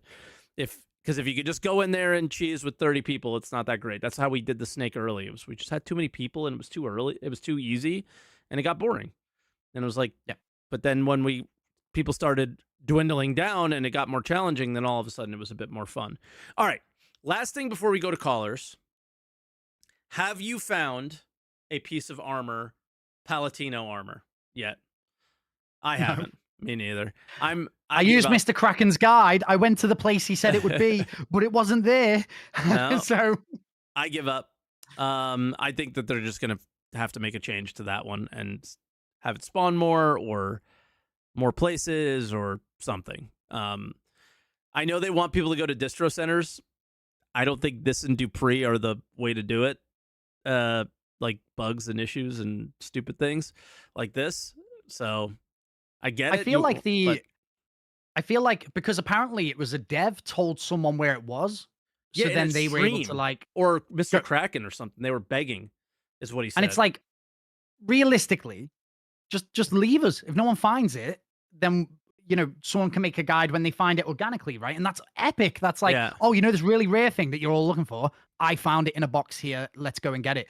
I don't like devs shouldn't be telling us anything really. Now, the only exception to this is when we are trying to, do you remember when I was trying to do the Hyperion thing and it wasn't working for me? But I had a couple of devs being like, we think you're doing it Oh, wrong. And the I fuel cell, right? When you and I were doing fuel the fuel cell at cells. the same time, and they kept saying nobody's done it right yet. Yeah, That's but the I was that doing it right. I yeah. was doing it right. It just wasn't working. And then, I like in that instance, I think the devs should be like, yeah, maybe this is broken, or whatever. Saying it's Because bugged is different than telling you how to find something. yeah, instead of Yeah. being like, oh guys, you're doing it right. Put the battery in that hole there, and like, don't tell us the things. But if you can see that we're wasting an hour doing it on stream when we're testing the game for you, Yeah. PTU is fun because you get to try and figure it out without anyone knowing how to do it, right? But then, if it's bugged, like Half-Or, I spent hours doing Half-Or and it was broken and I didn't know and no one told us. And it was like, that's where we need a bit of a heads up, if it's, we're doing it right, but it's broken. But the armor thing, just to go back to what you were saying, is that it's I think it's okay to have randomized boxes, but those sites are massive. And there's so many places that the boxes spawn Yeah. that really it could take like 40 minutes to do a whole loop of the looking in every hole. Whereas the Onyx boxes, the orange boxes in Onyx, they probably could have been RNG'd, like they move slightly each time because it's not that big. So, it wouldn't take you that long to scour the facility to find them each time. Whereas these outside areas are massive. And if you park over one side and try to walk to the other, it Also, takes forever. I'm sorry, but like in what world in 2025 is a AAA company calling running around and looking through loot boxes fucking content? Like I just I can't with that. Like that's something I really struggle with. Like in 1990 I'm playing video games where like you kill the boss and then the crate spawns that the loot is in or something, I right? just Like why wasn't it just the boss armor of the distro center? Like one of the missions you go in, you yeah. kill the guys in the end, the last room. Just make it a chance that he spawns with that armor similar to the contested zones one. Yeah. And then that dude, I will run that shit all day long. If the boss has a 10% chance of spawning with it, I will grind out distro center fights all day long to see if we could get that armor set. 100%. It's just weird that like running around and opening a loot container with number one the worst inventory system of all time, like that being a content is just very weird to me that people are accepting this as like a thing. And I have not heard many people talk about this. Like the ASD armor runs, I heard no one complain that that was like a thing. And to me, I'm just thinking, I'm like, this is unacceptable for like for a company that speaks about themselves as quadruple A game developers and stuff. Which, by the way, this company has. In case you didn't know, it wasn't just Ubisoft that said this. We did it many years before Ubisoft, and the like that kind of thing is, I when it goes back to what I said to you before, is if you don't call it out as an issue or like unacceptable, they'll just keep doing it. And guess what they did? They were like, we'll just, hey, it'll take us 5 minutes, put this shit in a box, throw it at the distro centers, done. We don't have to make anything interesting. We don't have to put depth. We don't have to do good, because they'll So just lap this shit up, and that's what people are doing. the worm encounter, right? Uh-huh. Wait, worm or There's a snake? door. Because we keep The saying worm snake. for both. Snake. Okay. Sorry. I do it too. I do it too. The snake encounter, you know, there's a door that when you kill the snake, the door opens and then you can extract there, right? Uh-huh. There should have been a box in that room, or maybe a couple of boxes, right? Like 3 boxes that might spawn with a helmet, a chest, and an arms. And then when you go in with your mates, it's like, well, I got the helmet last time. Yep. Let me get the let me get the core this time, or whatever, right? The new armor that they're selling on the website with the bones, why isn't that the snake bones or whatever, right? Why isn't that like, let me kill the boss here, and then we'll go and there'll be some chests in this room. And if you don't kill the snake, the door doesn't open, so you can't get the loot. And Exactly. that's, you know, when you It's like do this is a raid boss in 1990s Destiny, stuff. yeah, when you do a boss in Destiny, it spawns the box where you just killed him, and you can open it up, and maybe it's a weapon you've got already, maybe it isn't. But then you go, I'm going to do it again, and then you've got to kill the boss 5 times to get all the bits of armor and maybe a special weapon chance. And like, it can be inspired by the boss. It could be the gun has the head of the snake on it. Do you know what I mean? It's like, But we're talking about this like it's like unique and new, and like they may not know, and it's I don't know. I don't know, or is it just straight up like a time thing, and they just don't give us enough time to do that? So I don't know what it is, but it's just I well, should I not be think running around Dupree looking for orange boxes. Like, just I no. feel There's like so many it's better ways to do this. part of me wants to say that it's a feature, like kill the boss to spawn a box. Is maybe that's a feature that doesn't exist yet, and that's the reason we haven't got it. But it literally only has to be as simple as when the boss dies and the door opens, just stick some loot boxes in there, and you Yeah. already have that.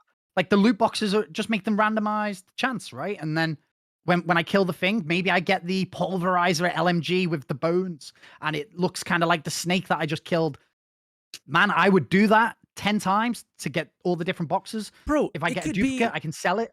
it could be something as ridiculous as a toy gun that when I click the button to shoot it, the little snake's tongue comes out. Like, you could do whatever you want. It doesn't matter. It's just the mechanics of the way they're having us play the game right now are so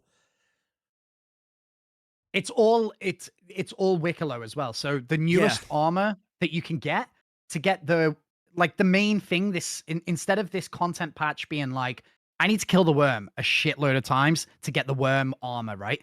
Yep. It's I need to kill this worm to then go to Wicklow and then trade him another armor set that I need to find somewhere else that has nothing to do with the eyes and the tongue that I just got from the snake. Wicklow is randomly asking me for this armor that you get from the distro centers. Like, why is I should all just be in that loop of doing the worm or whatever. Yeah. Like, Yeah, it's weird. I think it's just straight up like we want to sell this armor, so you need to put it in game somewhere, and there wasn't enough time to do it, and there you go. Like, I think I don't think it's super complicated. I think it's just, hey, this is our armor sale for this month. So put it in game so people can find it, and you throw it in Wicklow as well. And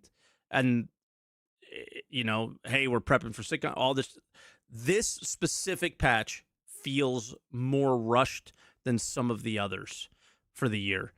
I think probably the most rushed one, maybe Hathor. Even though it's because at the end it felt rushed. They spent a lot of time in PTU, but it just didn't work. And they were like, "Fuck it, we got to go live and find the issues there." But yeah, this specific thing, I was like, I think they probably would have done something differently if they had more time, instead of but you know, assuming that they're we stupid just and had don't it. know. We just had it with the ASD facilities dropping in general, right? What was Which the is why best? they were happy with doing it because nobody complained. Yeah, potentially, right? So for me, the best thing that came from the ASD facilities was the new ASD armor. And the rarest one of that was the white armor. So when you were walking through a station and you're seeing a guy wearing that armor, you're thinking, damn, how did you get that? Think, what boss did you have to kill to get that armor? That's a rare looking set of armor. I want to get that armor. What did you do to get it? That is usually the draw in most MMOs, is that, oh, I took the head off the boss solo, and now I'm wearing it around the station. And then now if you want it, you got to do it. Or, okay, well, I'll just buy it because I don't think I'm going to be able to, or I'll go try it until I do get it, right? When the ASD facilities dropped, to get the best looking armor in the game at the time, you know, like new hype armor, it was just keep searching for boxes to get the black armor, then take that to Wicklow, and he'll give you. and he'll give you the white armor. I refuse to do it. So when you seen someone, it was rare, but it was rare because no one wants to give him the black set of armor that took forever to get. Yeah, and I refuse to even look for the black armor because it was just that is not for me. But if the armor dropped on the NPCs, brother, I would have been my live streams would have doubled in length. Because I know it is barely different than going to a loot box, but in my mind it is night and day. But then again, the examples that we give of like finishing a boss and then the loot crate opening, or whatever, the loot room like we have in Ruin, which is I was like, yes, this is awesome. That's I think the best way to do it. But I love the idea of rare drops on NPCs, like rare weapons, rare like the scorched stuff. I love that. I'm here for it. Big time. Big time. And they already have the systems in place. All the stuff you just described can be tweaked. Yep. To work for the newest worm encounter. Do you know what I mean? It's like 100%. all that stuff you just said, like when the worm dies, it's got a key card jammed in its throat. You pull it out, and then that gets you into a loot box that has a random. Do you know what I mean? And then that's basically a contested zone key printer where you kill the worm, grab the key out of its mouth that it's because it ate a scientist that had the card on him. Do you know what I mean? Who cares how it got there? But it ate a scientist, and now it's got the key. You get the key, and you get the armor. Excellent. Yeah. I'm surprised they didn't sell the ASD armor on the website, by the way, because I mean, imagine some sick ASD cloaked version of the armor. They didn't sell the cloaked version. They sold the one that the flowers on the one it, without right? the cloak. Yeah, the flowered one. Oh, you mean with the cloak? Yeah, true. The cloak one was more badass, and that's what you could only get it by looting the boxes. Whereas, hey, if you could buy it, they might have actually made a lot of money off that. Perhaps, or did people only look for that armor because it was rare? I don't know what everyone's motivations are. Mine are strictly rarity. Those are my motivations. I love that. Rares and MMOs, that is my end game. End of story. Agreed. That's my end game. Same. Having everything possible and displaying it in my display cases or whatever, however it will be in this game versus others, that is my end game. Big time. So I'm yearning for that. That can't exist in an alpha. It sort of does. So I think the items we get now are going to be mega rare if this game ever comes out. So I know that you probably want to start taking callers. Yeah. One last thing on that is because that's the thing that drives me the most with games is imagine for a second, if you will, chat. Of course. Is that I take my friends to my base that I built on a planet, right? And there's a room of all my favorite armors. And they're going, where did you get that? And it's like, let me tell you a story how I got this, right? I managed to get this off a boss that I killed in Onyx when it was the hardest thing to do in the game. It was the brand new thing to do in the game. Maybe people they figured it out now, but I got it first, or I got it in that first week when it was hard to do. And then we look at this next set of armor. And here it's because I helped Hurston get all their cargo. That's my Vandal mask. There's a story behind the Vandal mask, which everyone's got now, but you would have it on maybe a little mannequin, and it's like, where did you get that? And it's like, let me tell you, I killed a lot of people to get this mask. 50 individual people. Yeah. I had to kill a lot of people, but it's... That's the first time I ever played with Virgil. He took me under his wing and taught me the meta ship at the time, which was a Gladius with a distortion cannon in the center and 2 ballistics on the sides. I can't remember. And it was like, you were starting to shut them down a little bit with the 1 distortion cannon. And so in the DPS race, you were faster than them with that loadout. So I was losing all my fights, and then I wasn't losing all my fights. And it was like, hell yeah. And then I learned, and I started getting like knocking down my 50. And I was doing a count and everything. It was fantastic. That, obviously is a little bit ruined by the additional masks being added, but I still have that first mask. I still have that story. I'll never forget that. So it doesn't really matter. I don't care necessarily how many people cheesed it. I do still have my story. I wish they didn't. My story would mean a lot more if that was something that was very difficult to get and not everyone got. But unfortunately, there was issues with that one. But in the end, I think there's still I want more of that.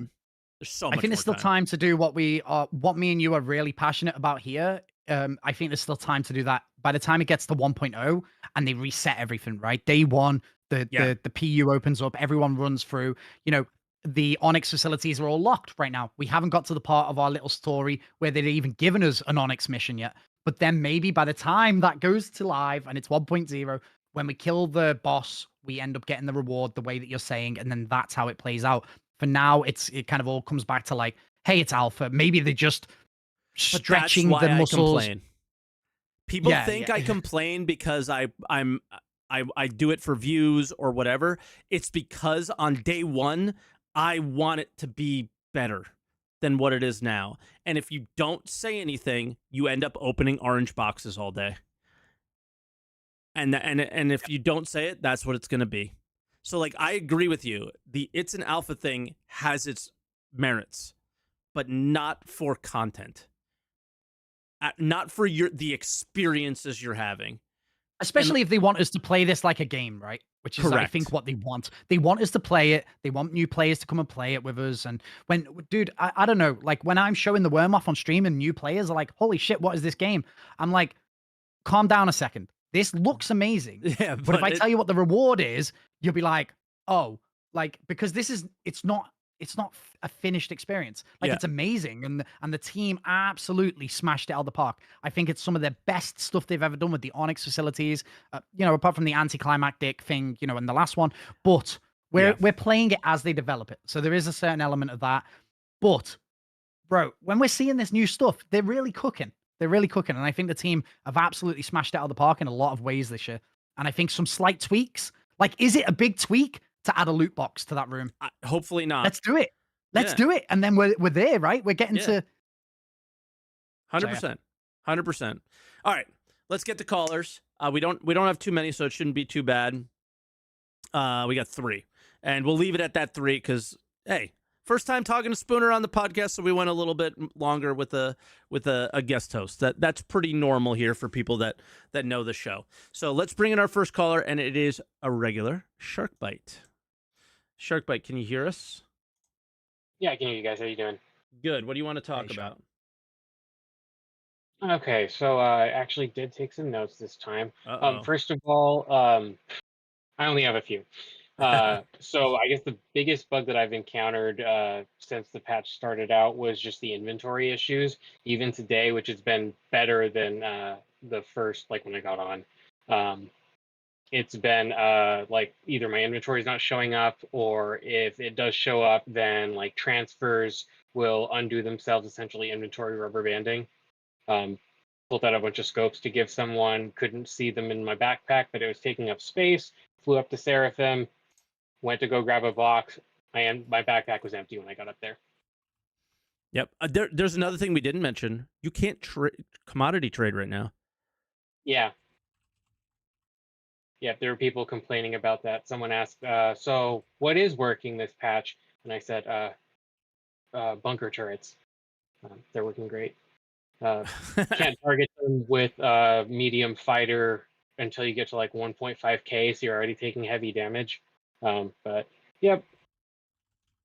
I think with everything in this game, though, it honestly, you've got to asterisk it with on the server I was on at the time, because I've seen Mike fly down to a True. distro center and get no shots on him.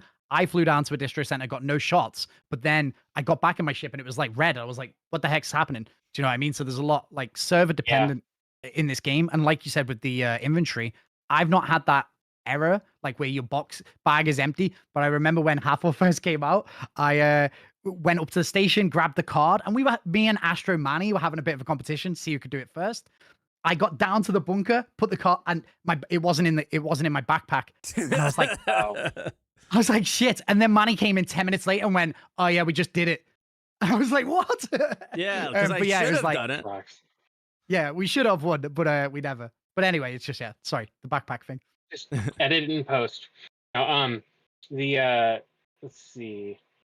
Oh, when you guys were talking about the Stinger, the issue that I have, aside from, they definitely, that's one of the few new ships that's come out that like they actually need to buff. Yeah. The people who say that all new ships come out, badass, Here's Yeah, another no, some of them just example come out of bad. yeah, some of them just come out not very good, and this is one of those. Yeah, and like as you guys, or as at least Mike knows, like I'm a huge Vandal fan. I love the Vandal ships, and I made the mask. Went over really well at SitCon. Um, and yeah, it's just really frustrating that the ship comes out and it's underwhelming at best. And then even worse, they're not going to give us our reworks, and they actually confirmed that in the Q&A until After Squadron, hopefully right? 2026. Yeah, when Squadron Yeah. comes out. Yeah, they said after Squadron. They didn't even say like when it releases, so we don't know. Man, Yeah. that would have been so cool to get the blade rework, because Yeah, seeing the cockpit view of the Stinger, and now I'm getting in the blade, which feels a bit dated. It's got the big bars yep. down the middle, and I'm I have a like, glaive. Yeah, I have a man, the blade feeling is my favorite ship. And so yeah, so the thing is, the CIG always changes their mind. I have a feeling that if like feedback is like high enough on those kind of ships that they might do it. I've Because tried. I put it yeah, but you're one in my guy. post on us. I know. You're one I guy, try so to be it's got to loud. be like a ton of people, right? Yeah, And if get loud, enough people people. are like, "Damn, that cockpit is so good. I really wish." The part of the problem is very. There's been only a few times where Vandal ships are in the meta. If Vandal ships Yeah, were the meta, then I think things would get adjusted on them quicker. But the blade is yeah, kind of in the meta right now. Kind of. It's very glass cannon type situation. And yeah. outside of that, it's like you don't really use the scythe or the glaive for anything. So Well, you that's the say that, problem. and then the Hornet doesn't even have its external inventory right now, let alone the removable components. But what about yeah? I thought it was all ships come in with their Yeah, no, they don't even come gold in gold standard standard press. anymore. No, of Yeah. course not. But Um, yeah, but yeah, the other thing, let's see. Oh, I'm hoping that the rewards for the headhunter missions, and I guess the people who do Citizens for Prosperity, whatever, losers. I hope that these ones are just kind of the preliminary kind, that like maybe they're doing the thing like they should have done with the race for Stanton thing, where they gave away all the rewards, and so they they're skewed the hiding results something. afterwards. They Yeah, are I'm hoping so, because 100% otherwise these hiding. aren't really worth doing. Yeah, it's not Yeah, worth doing for the rewards that we know about necessarily.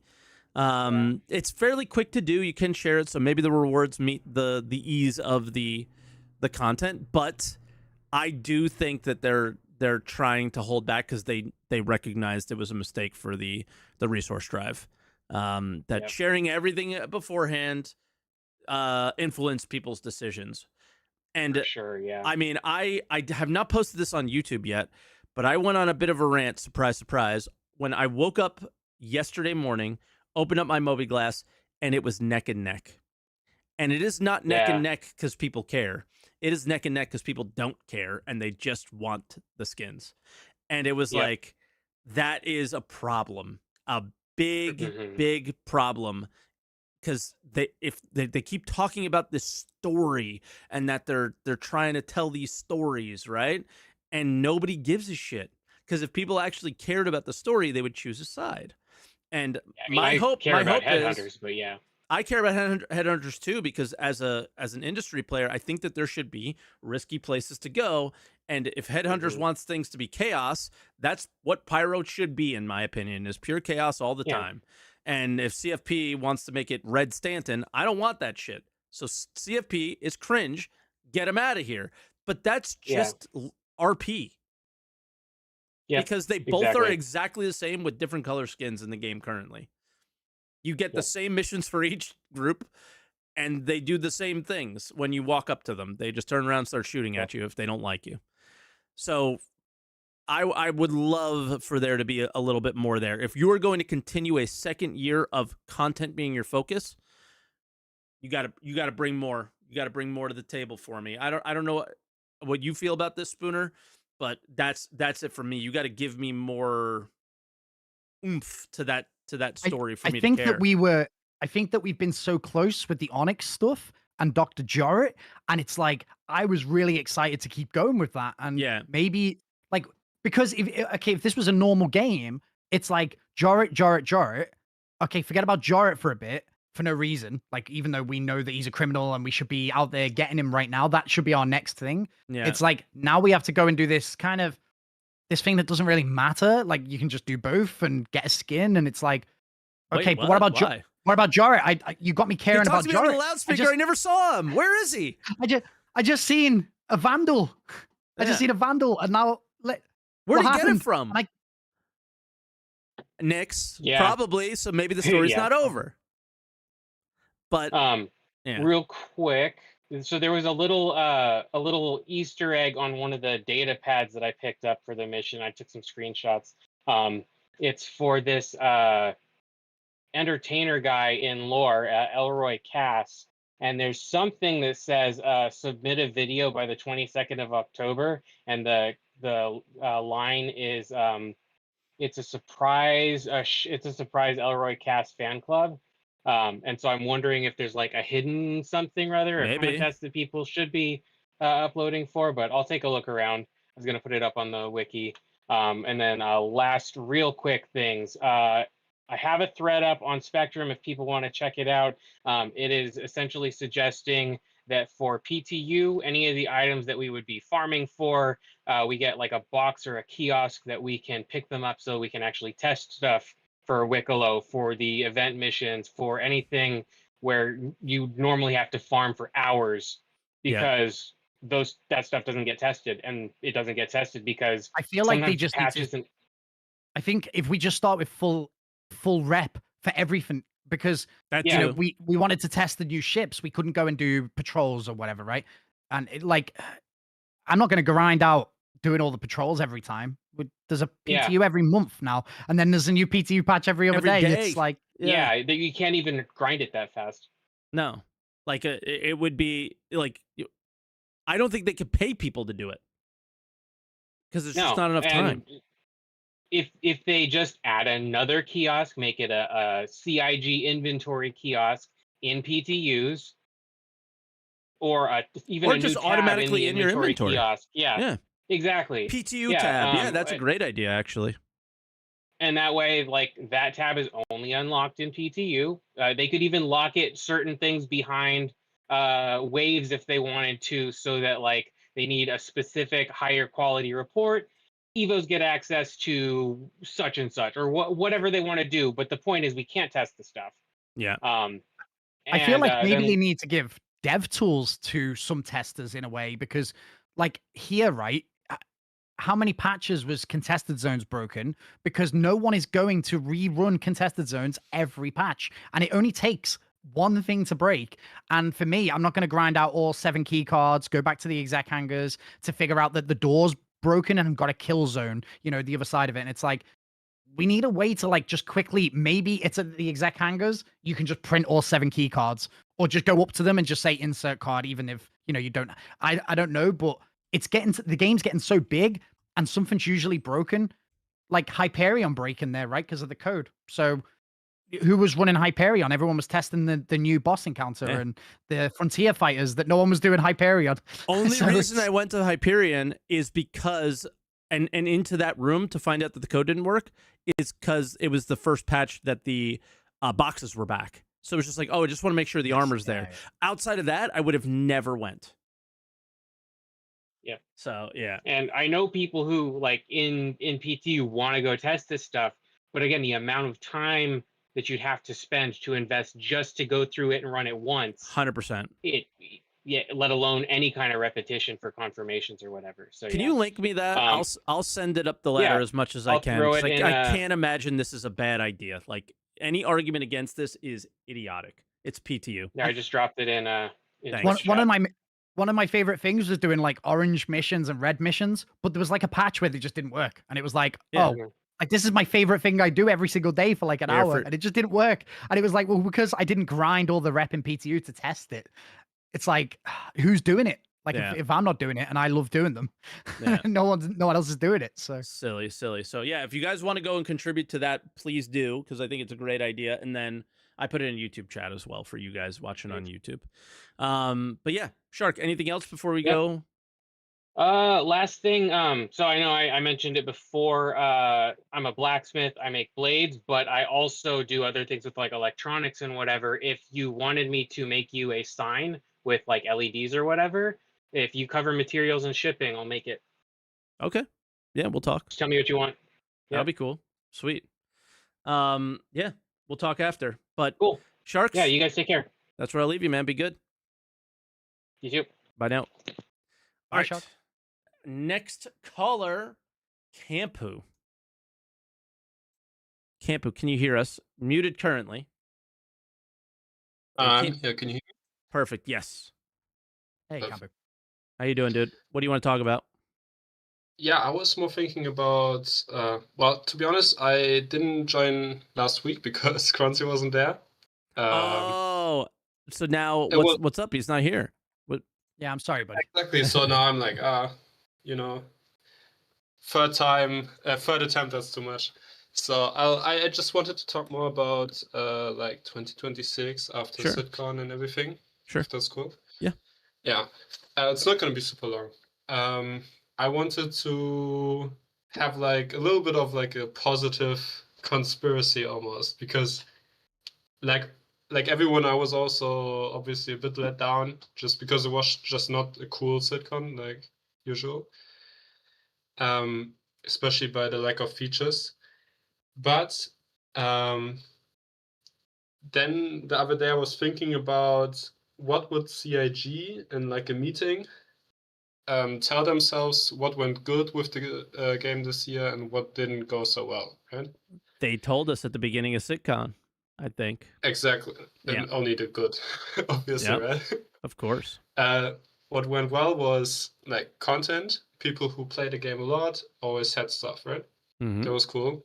No one denies that. The game is like really you can play the game, which it just wasn't really possible before. Yes.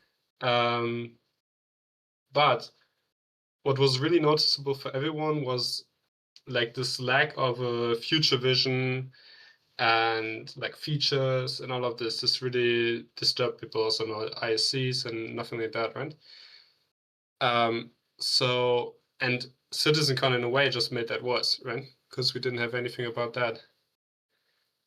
Now my like kind of crazy conspiracy theory is Okay. that it just didn't talk about any of that stuff so they can save their shots basically for more ISCs again over the whole next year, because then they have all this content, which also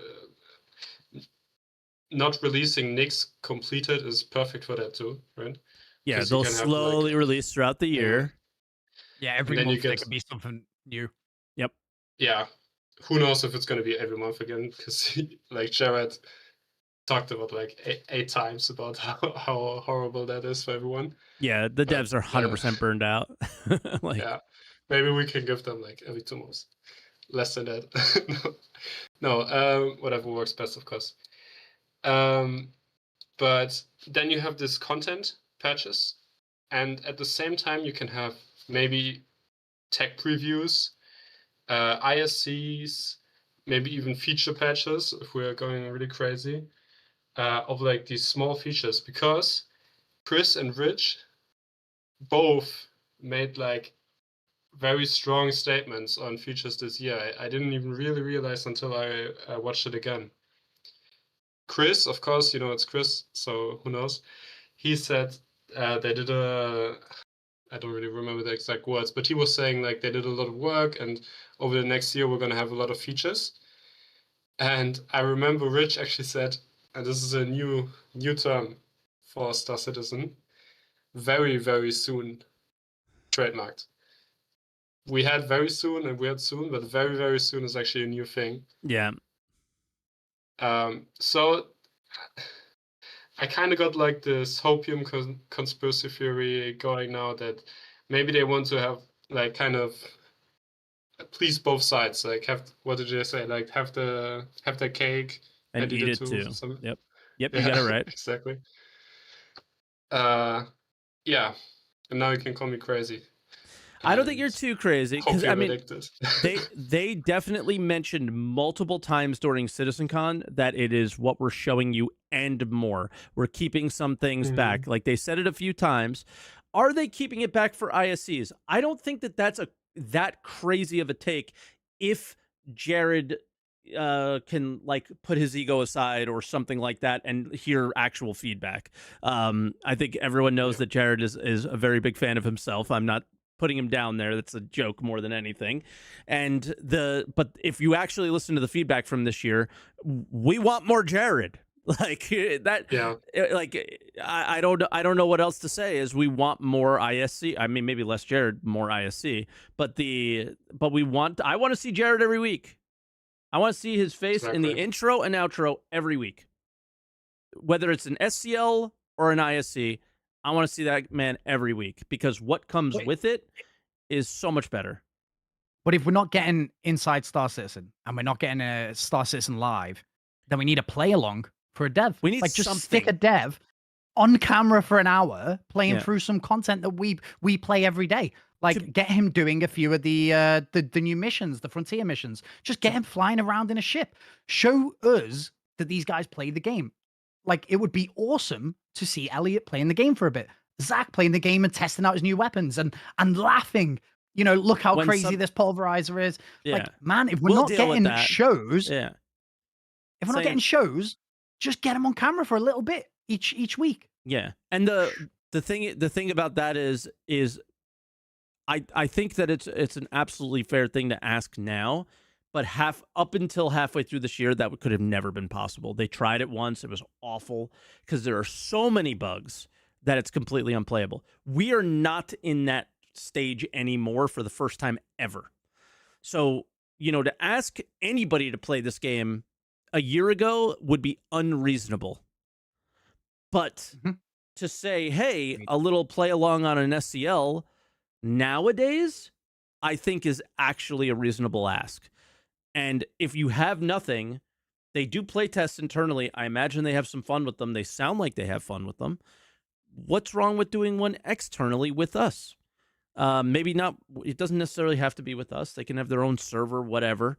But yeah, with us watching and like there was in a way, it would be good to see the problems right on stream where they laugh about it and go, guys, it happens to us as well. We're working on it. It'll be better next time or whatever. This is the fixes that are going to make this better. Like, it doesn't matter if it's broken. It's broken for us. We play it every day. You think these guys on Twitch are going to be shocked to see you fall through the ground?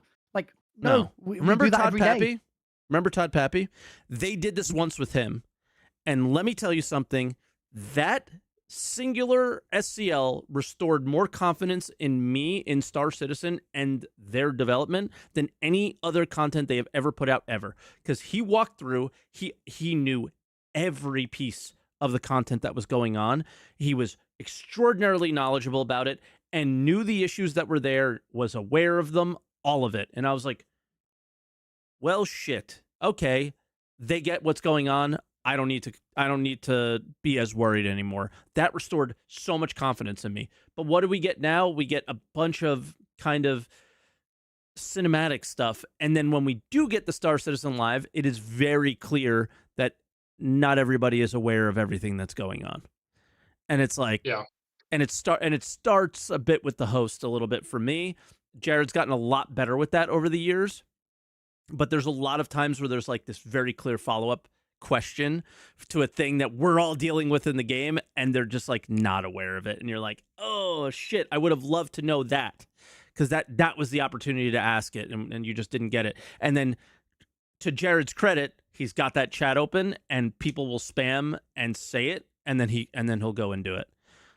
So like it's gotten a lot better, but that's, as far as feedback for the next year for video content, yeah, you got to give something.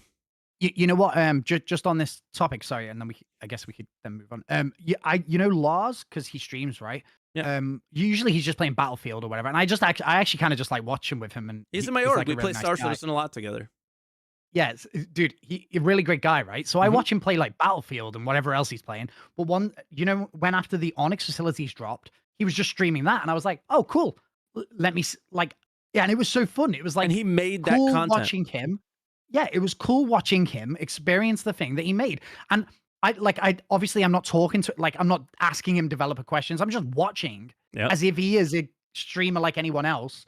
And I'm just enjoying the content being kind of presented in a way. And then if he's going, oh, I remember the problem I had with this. Like, that's epic, man. And Yeah. like, even the artists could come along. The guy who developed the snake and worked as part of the animation team or the art team, Elliot should play with him, or Zach should play with him, and then just kind of like, Remember when what's we one of the had things this you're proud of? problem? Yeah. Yeah, man. And even if the guy who did the art isn't an FPS player, he can just be carried through the event and, like, maybe die or whatever. But he's, Elliot or Zach could be like, what's your favorite thing about this encounter? Well, I never heard the audio, like hearing the audio put with my animation, that's sick. Like, dude, how much does that cost? I'll up my subscription to the $20 per month if we can get raid alongs, if we can get these play along sessions with the developers. Like, I want to see these guys. I like seeing Elliot on camera when he comes on. For the most part, he doesn't chat shit. Like, he's real. And like, I just love to see more of that from the developers, to see that the developers are playing the game and experiencing the same things we are. If it goes well, it goes well. If it goes bad, then it goes bad. That's what we're dealing with every day. Yeah. Like, Yeah. Like, they're saying And I in think the you can- chat, Benoit saying he's a PvPer. I want to prove it. let's see it, Prove Benoit. it. Go ahead, Campo. yeah, We've talked. and- We've taken up a lot of your time. Sorry. No problem. I don't have too much to say anyway.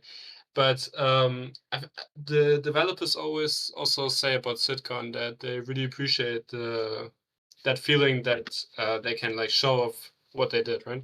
So Yeah. I feel like that's also an advantage if you do that live, because it's not as cool as with like live audience and all of that, but might be also cool.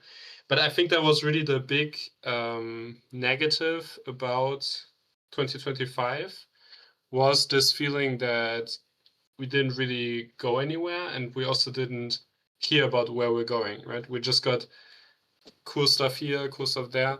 I think if they can just make some content about features, that's what I would like suggest if I was like a consultant at CIG, right? To do this. I think everyone's so starved of features. Like, Yeah. That was if the you've risk. been working on base building for the last year, cool. Just spend 10 minutes and show me, did you develop a new interface for like building, out of the boogie that you carry around and build things? Like, if that's the only thing that's happened, then just show me 10 minutes of that. Like, I guarantee you the Star Citizen community will leave you alone for another year if you give them 10 minutes. just show us a little bit how it's different from last year. And I think everyone will leave you alone. Right? Yeah. I mean, we were looking in 2016 at some bullshit that grew up, and we're happy for 8 years. So I think they don't have to only show what's like super. I think it's better to focus on stuff that's actually coming soon. But some episodes where they just show some future stuff or just talk about something where you get like Star Citizen feelings, I think this can't. SitCon is the place to show us the things that are a little bit further out, though. Like a Nyx, did they need to spend an hour on Nyx? Like, it's coming next month. Like, I like SitCon being realistic and telling me what's coming, soonish. But SitCon is the place that I'm okay if they say base building is still another year out. I'm okay to hear that there. If they do an Inside Star Citizen next week and go base building's a year out, I'm going to be like, damn, like, you couldn't have told me that at SitCon. That would have been better. For me. Yeah, maybe you have a point there also. It's because it was the CitizenCon Direct thing, right? That's their, like, they'll always be able to fall back on it. It's not a real CitizenCon, guys. And it's like, okay, but to us, it needs to be, because super tiny tangent. I think base building, I honestly think it's super far away, just because of how they're gonna get him out of here, Mike. Get him out of here. We don't need that negativity. I think a lot of features are good, but just all the complicated stuff about like who sees bases, where on which shard are bases, all of that stuff. Not even gonna deal with that before they even have like dynamic server meshing. But I don't know. That's something for them to worry about, right? But yeah, Chris just phoned me. He said we got to get this guy off. Got to get this guy off, Mike. You almost got me. One last thing. Yeah. You were talking about like goofy, overpowered weapons, Spooner. for like a patch or two.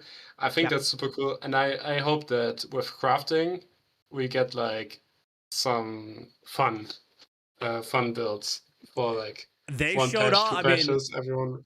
the Exactly, yeah. sitcon video that they showed off were some interesting builds. If you take a good look, what was it? Yeah, It was like a an fully automatic AO3. shotgun. Yeah, fully Yeah, it was automatic the automated shotgun. shotgun. Yeah, Full nuts. AO3 that was shooting P6LR damage sounds. I think that was one, and then there was one other one that was just insane. So yeah, it's there might be some interesting builds that are pretty cool, and I look forward to that as well. But all right, Campo, Yeah, we got to get to our last caller. So is there any last exactly. thoughts you want, or was No, that I'm it? just hoping that 2026 can be like 2025 but better, right? Yes, With a little bit of a future little more vision. features, a little Yeah. more features, and again, like you said, Chris and Rich hinted at that was their intentions, but until they have their early year meetings or whatever meetings they're having Yeah, now, it's hard to know for sure.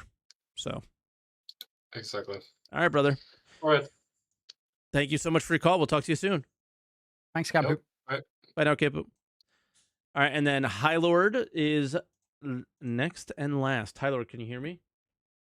I can indeed. Hello. Hello. Oh, dear. Hey, Hylot. Hello, Spooner. So, how are we all doing? Good, good. How are you?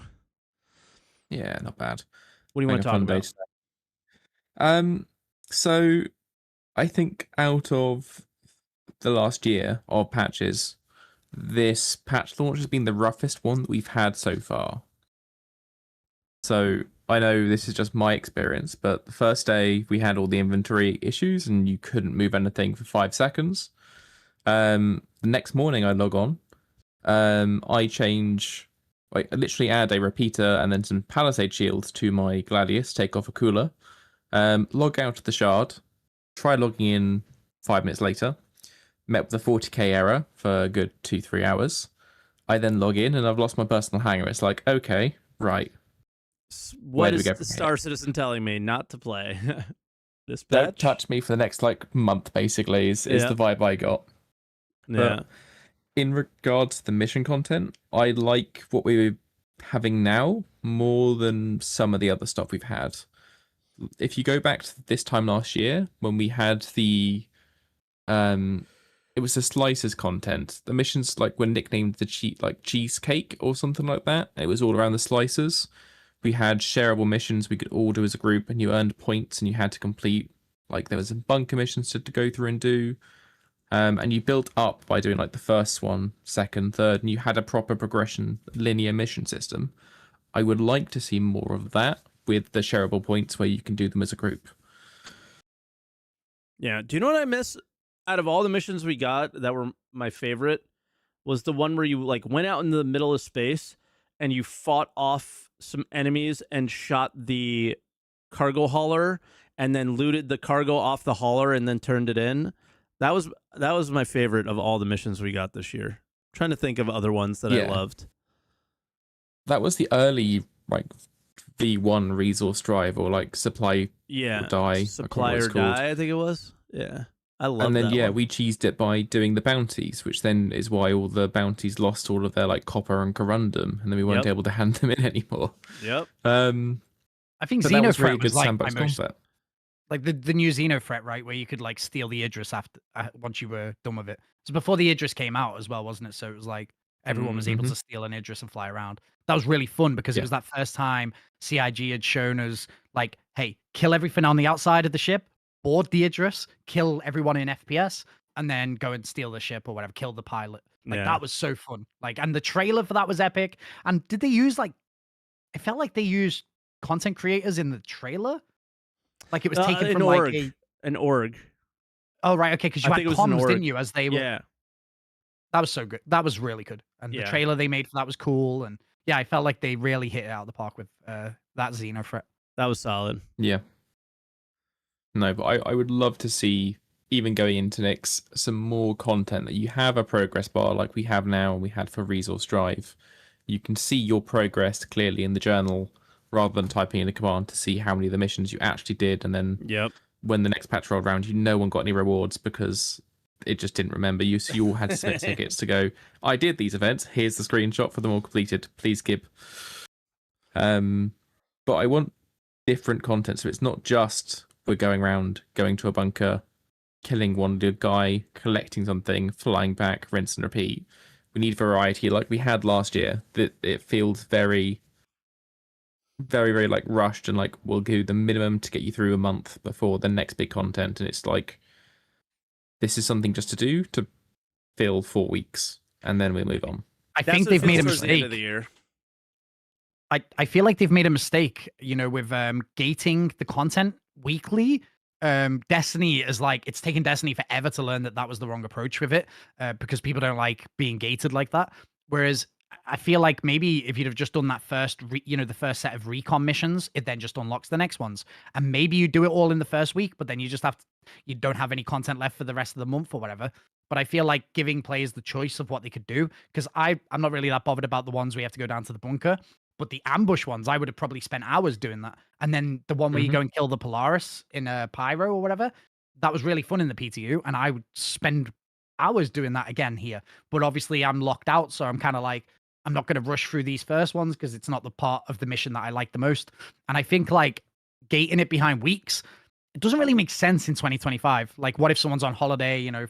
It makes sense Like I to just them. think that They people just want want to play the content when it's made. So Yeah, they want to just say at next year's CitizenCon that their monthly active users went up.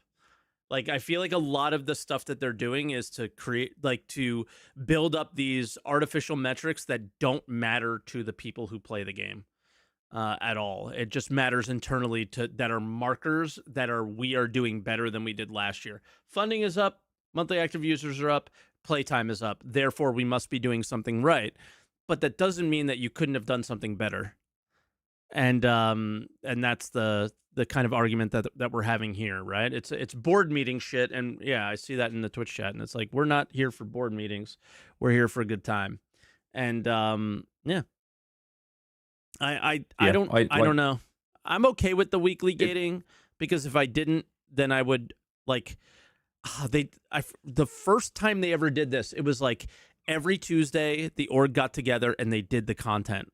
So like I kind of liked that aspect of it. I get what you're saying about like people not liking being gated, but it was this like schedule that we all had that we were like ready to be there and do that. But Elliot just typed in chat, so I'll read what he wrote.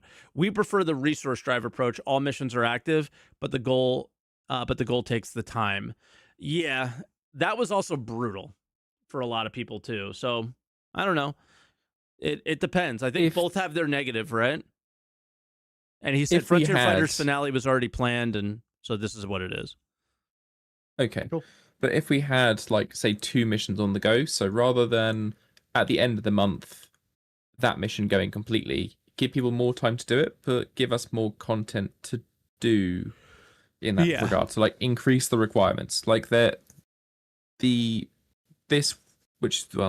missions we have now, which is in theory a week's worth of content before the next wave gets released, took us 4 or 5 hours. So it's not even a day's worth of content if you're like doing an MMO grind. It's like a weekend, which is fine. It's understandable if you don't have the time to spend in the week, like an hour a day or whatever it is. Mm-hmm. So I can understand that, but it's an MMO where we want to have longer term goals, and you have to push to get things done rather than you do this. Cool. What do I do for the rest of the week? Like, there's not a main priority for the patch.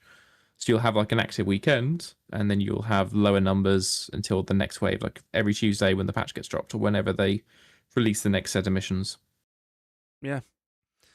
I'm just kind of disappointed that it's like the same FPS content for each one of the missions, basically, just a little varied. Mm-hmm. That's my issue with the current. And then the next one I think is similar, where it's just ship content. It would have been nice to have a mix of ship and FPS. Like, what did they do? Resource Drive, was it? Where it was like, you have multiple ways to complete this this content. It was like, it was Resource Drive and, Supply or Die? It was protect ship, protect a ship, loot a ship, take over a ship, or mine the stuff. Yeah, was salvage was one effectively as the ways you well. could do it. So I kind I of feel like like that was the best. What you were just saying about how with resource drive, I could log on and go, okay, I just want to go and kill things in my ship. I could do the whole event like that, and it was epic. And then if I wanted to Mhm. shake it up a bit, I could go in a fighter and then steal the C2 or whatever, right? And it was like, then I can, that's a different way of doing the mission, and then I could just shake it up each week. Here, like I feel like maybe they could have just sprinkled in a steal the C2 mission. Just throw that in there this week and let someone do that if they want to do that, and then let someone do a dog fighting version of the mission. Just each week. I think that it was so much better having access to, like, for people who want to just do fighting, people could do fighting. If there's people want to do investigation style where they have to go into the bunker, maybe search some bodies, like that's cool as well. I think that having like a mix of resource drive to me was so boring in terms of, like, I don't want to do box delivery, right? I don't want to do box delivery, but I had an option that kept me engaged with the event regardless. You do piracy? And so I did a day of piracy. I did a day of where I protected cargo haulers. I did a day of, and it was so fun. Like, for me, that whole month, every day I just logged in and thought, what way am I going to fill the bar today? And it was so cool because I could do whatever I wanted, essentially. Yeah, for me, I was like, how can I fill the bar as fast as possible? Because I can't listen to cargo being clanked around so much. It was driving me nuts. But and like theoretically, that's the kind of content that I will be doing mostly. So I should have enjoyed it, but I'm scared that I didn't. But I think for me, it was like I'm getting berated in chat by one of my mods, and he's saying like, hey, you're saying it's too short when it's too long. You're saying it's too long. I just think that there's probably a middle ground somewhere between the two. That would be the best situation. I think when High Lord said like 5 hours was like too short for him, I'm like, yeah, but most of the people who play this game aren't streamers, aren't content creators, and I do fight for the regular player, which is like 5 hours is long if you're finishing a job and coming home. And I'm not saying that they need to develop the game around that person either, but there is a middle ground. It's like, well, the maybe a reason little it bit was longer, 5 maybe a little bit hours is shorter. why. It's because we were all in comms together, sharing missions. We're doing them individually. Yeah. But we were sharing the missions. We did both factions as well. So, like, in theory, you've got your aligned to one faction.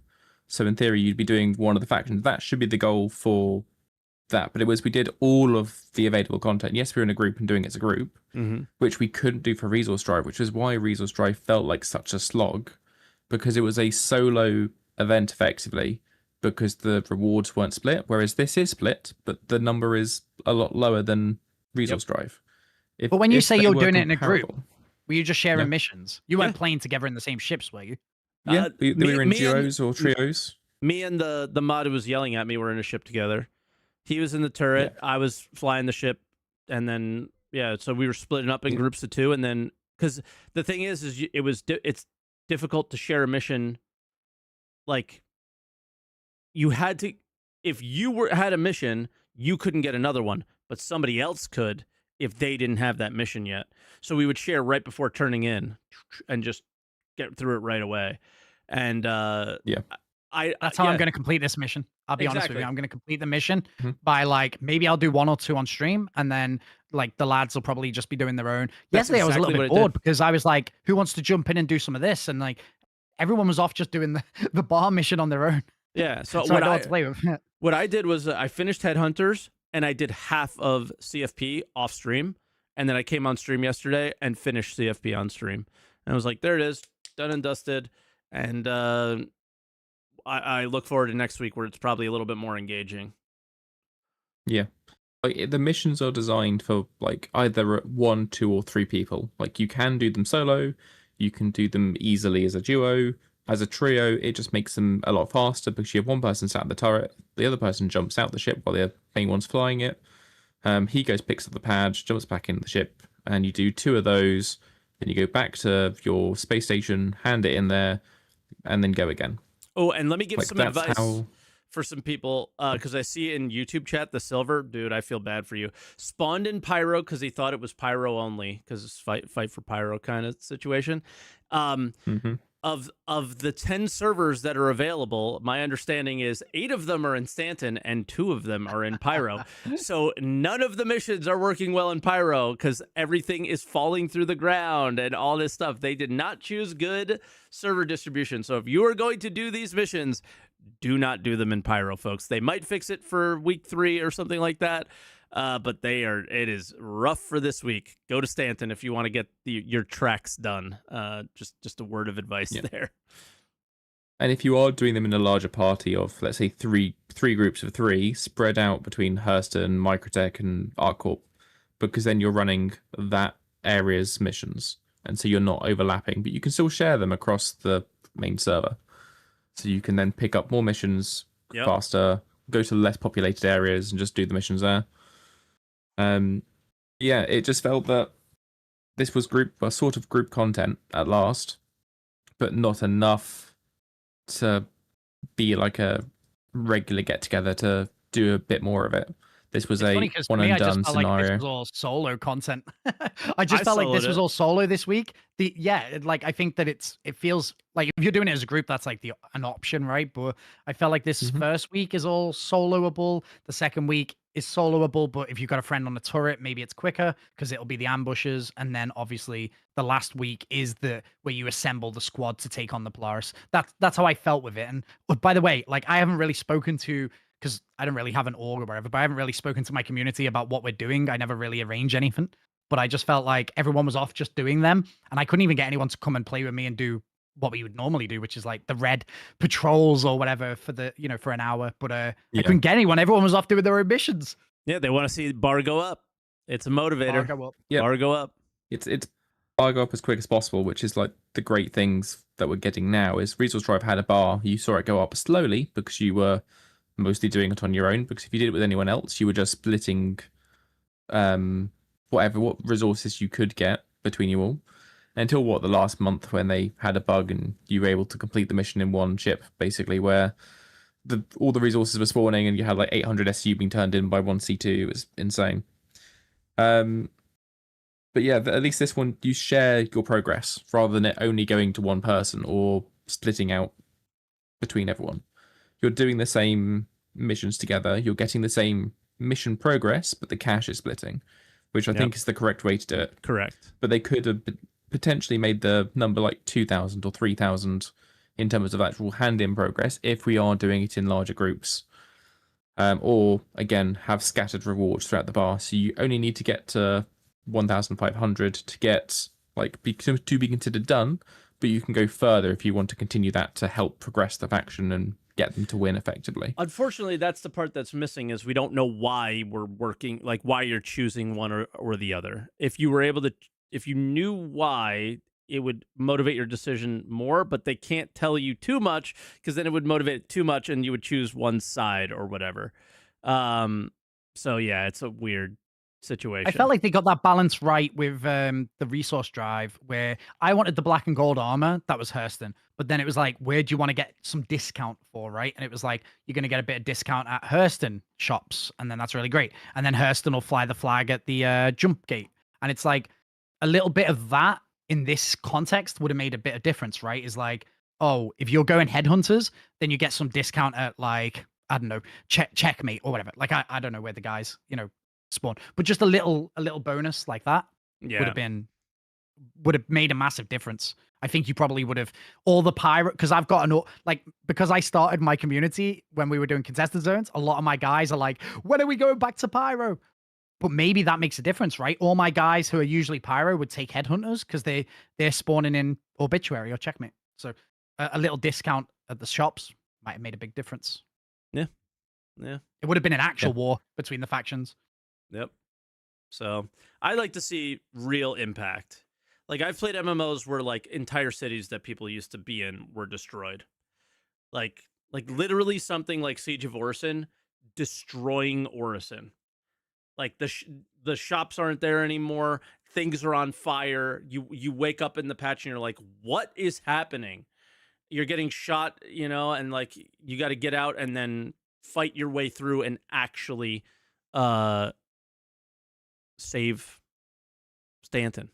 Save Siege. I feel like we're getting into like imagine scenario here. Imagine all this like, stuff we could have. Imagine all this cool stuff, and imagine, you know, imagine the jump gate between Pyro and Stanton gets controlled, and the people on Pyro's side have to fight for that side. The people on this side have to kill the NPCs on this side, and then one day the gate is open and we get to share, you know, the jump point together again. There you go. We could do this all day long with everything in the game, but this all kind of comes back to like, there's too many things to do and not enough time to do them because and the game is basics so that need big. to be working first. Like Yeah. the basics Yeah. need to work first. I honestly think we've got the sandbox. Now we just need to fill it with content, and the and the basics need to work. That's why I've never really been concerned with how long the game's taking. If all the time spent building the sandbox and then it takes a year to fill it with content, like epic, because that'll be the quickest part of it, right? But we need the basics kind of working, you know, guns to work, reloading to work, stuff like that. Yeah, Yeah. for sure. No, agreed. But I would have liked like being able to have. We've got two very different factions that we're doing the event for, Headhunters and CFP. We could have had missions styled after their organization's personality, like economic style missions for CFP, chaotic missions for Headhunters. But we've got the same thing, and that's how I think it's felt like. Not monotonous, but like it's gone in a flash because I don't think we'd change missions like we could for Resource Drive. And you said you enjoyed Spooner, like being able to do stuff in an hour and then going, actually, I'm going to go hijack that ship instead. Yeah, if Headhunters was all murdering people, but CFP was escorting missions, because then we've now got those escort missions where you escort an NPC into the hangar or whatever, right? Like, and that's, I'm not killing anyone, I'm protecting someone, so it's a combat mission, but ultimately it's because you're a good person, you know, taking, you know, escorting or whatever. But you're right, that sounds ace Hilo as well. And then they don't have to tell you what their objective is. It's based off what you can work out by doing those missions for that faction. And they just drip feed you hints rather than data pads, just like actual voice lines come in and we go from there. Yeah. What would it be called? Personality. Like there's no personality between the two factions. So you have a hard time falling in love with one and it being your style. And they can write whatever they want, but if it isn't impactful or you don't feel it in the game, it doesn't make sense and doesn't work. And that's what's happening now. Again, if you look, they're probably, again, extremely close to each other still. And reason being is because nobody actually cares for either of those factions. And that is a ball drop on their part. And again, just take in that feedback, learn from it, and please do better next time, like we say every patch. And it gets better. Good one. Wait, so I was just going to say, in fairness, if we get these kind of missions, which are kind of bare bones, and, you know, we're not really making informed decisions and all this, I'll take one of those if the next one is like a banger. You know, like the next one is like awesome because they didn't have time because it's a small team, small indie company. They haven't got the resources to be making every month a banger content. I'm okay if it's box delivery missions one month, if it's like the worm fight the next month, if it's Bro, are you on the payroll? Did you just say small indie company when they have 1,000 fucking people? Chris, I got him. A joke? Chris, I got him. I got him, Chris. Yeah, but one of the issues I think we've run into now is the way the storytelling's been done, where we've had the break from all of the Pyro stuff and the Amelia content. We had that break when we got to Invictus, and then we went on to doing the ASD storyline. And we've just suddenly been thrown back at the Pyro storyline. It's like very disjointed. Rather than having the hints of it going on in the background and having like subtle little missions in the verse to keep you invested in that storyline, we dropped it. We forgot about it because we have the attention span of a goldfish. We've gone and done the new content. We've then come back to this going, wait, who are we? Where are what do we do? What was the last thing we did for this guy? So that I think was a little bit of an issue where we've been thrown back in, but here's what it is at the end of the day. Yeah, so and that is I don't it know. from me. I don't want to take up too much more of your time, so I have taken 25 minutes. Apologies. What was the end of the story with the respawn thing? Is that finished? Who knows? Or is that connected? Is that connected to the ASD thing? Don't know. That's right. Okay. So they said they're doing like a bit of story A, then taking a break and doing story B, then like swapping back and forth. So we've got more of this. I was just checking. Being thrown back to it later. No, so this is going to be probably going to go into Nick's and going like, so you've got a bit of Nick's story, and now back to Stanton in 6 months' time. So we've got that to look forward to again next Invictus. Yeah. So I think sorry, I don't think. Elliot just wrote resource allocation is something that he has to handle. Save time here or save here to spend there. Just want to make sure that we put that out there so other people can see it, because it's only in Twitch chat. But yeah. So, Hylor, I guess that's where we'll let you go, and we're enjoying our break from having to sell at Wicklow for a little bit. I think I know I am enjoying a little less grind, which is nice. So, all right, we'll let you go, Indeed. and then we will put an end to the show. So, thanks, Hylor. Thank you very much. Pleasure as always. Thank you. Bye bye. Bye bye. All right, Spooner. So I was having so much fun, I lost track of time, and we're 25 minutes past when I said I needed to be off. So we're gonna get out of here quite quick. But before we do, where can people find you? Do you have anything upcoming that you want to promote or anything like that to say to the people who may not know you? Honestly, I just stream on Twitch every single day. That's like my favorite thing to do. I might start taking days off soon, but I stream every day. About this time, you can find me and YouTube. But other than that, just play the game and have fun. Yes, of course. All right, cool. Well, thank you so much for filling in. I appreciate it, and I'm sure I might ask you to fill in again sometime soon, because with Croncy and a newborn, I can't imagine he's going to be able to make it that often. Anytime. And I enjoyed it. Yeah. I hope everybody else did enjoy it. Let us know in the comments what you guys thought. If the comments are good, we'll invite Spooner back. If they're bad, we won't. I'm just kidding. I'm sure they'll be great.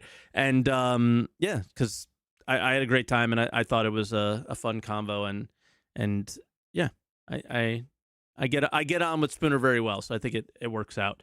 But again, if you guys are new here, check us out both on Twitch. I guess I should I guess we don't have to, because we're doing the shared chat now. So check us out on Twitch, Citizen Spooner. If you guys are watching on YouTube. Yeah, have you got a link to the YouTube? Because I can post that now, or can you just post the link in shared chat? Guys, go follow the Answer the Call YouTube channel. If I get the link, YouTube.com/ what is it? C@Answer the Call SC. I don't think I have a loop thing off the top. I think that's correct. If it's not, it's something close to that. Answer the Call SC is the @ for it. No, it's not that one. Yeah, I don't know. I'll post it during my stream. I'll post the link and we'll get the guys. I don't think I have a command for it, unfortunately. I should. Maybe ! Podcast. There you go. Oh, hell yeah. That should do it. All right, guys. Hit the sub button. Thank you.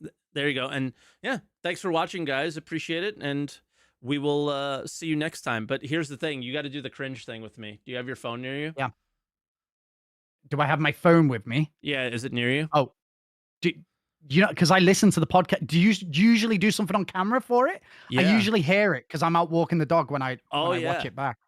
We say, don't forget. You hold up a phone? And then you put your phone up to your ear, and then you say, answer the call. You have to do it. It's the rules. Do we count down to it? No, I say, all right, guys, and then don't forget, and then you have to say, answer the call while you put your phone up to your ear. Oh, okay, hold on. I'll get my phone. And then the entire chat posts any cringe emote they possibly can. Right, go on. We'll do this. We'll do it next time. We won't need to have this conversation. No. But guys, less cringe next time. I hope you guys enjoyed yourself, and don't forget. Oh, hold on. I unlocked my phone. Answer the call, guys. Answer the call. Thank you. Thanks for watching. Chris.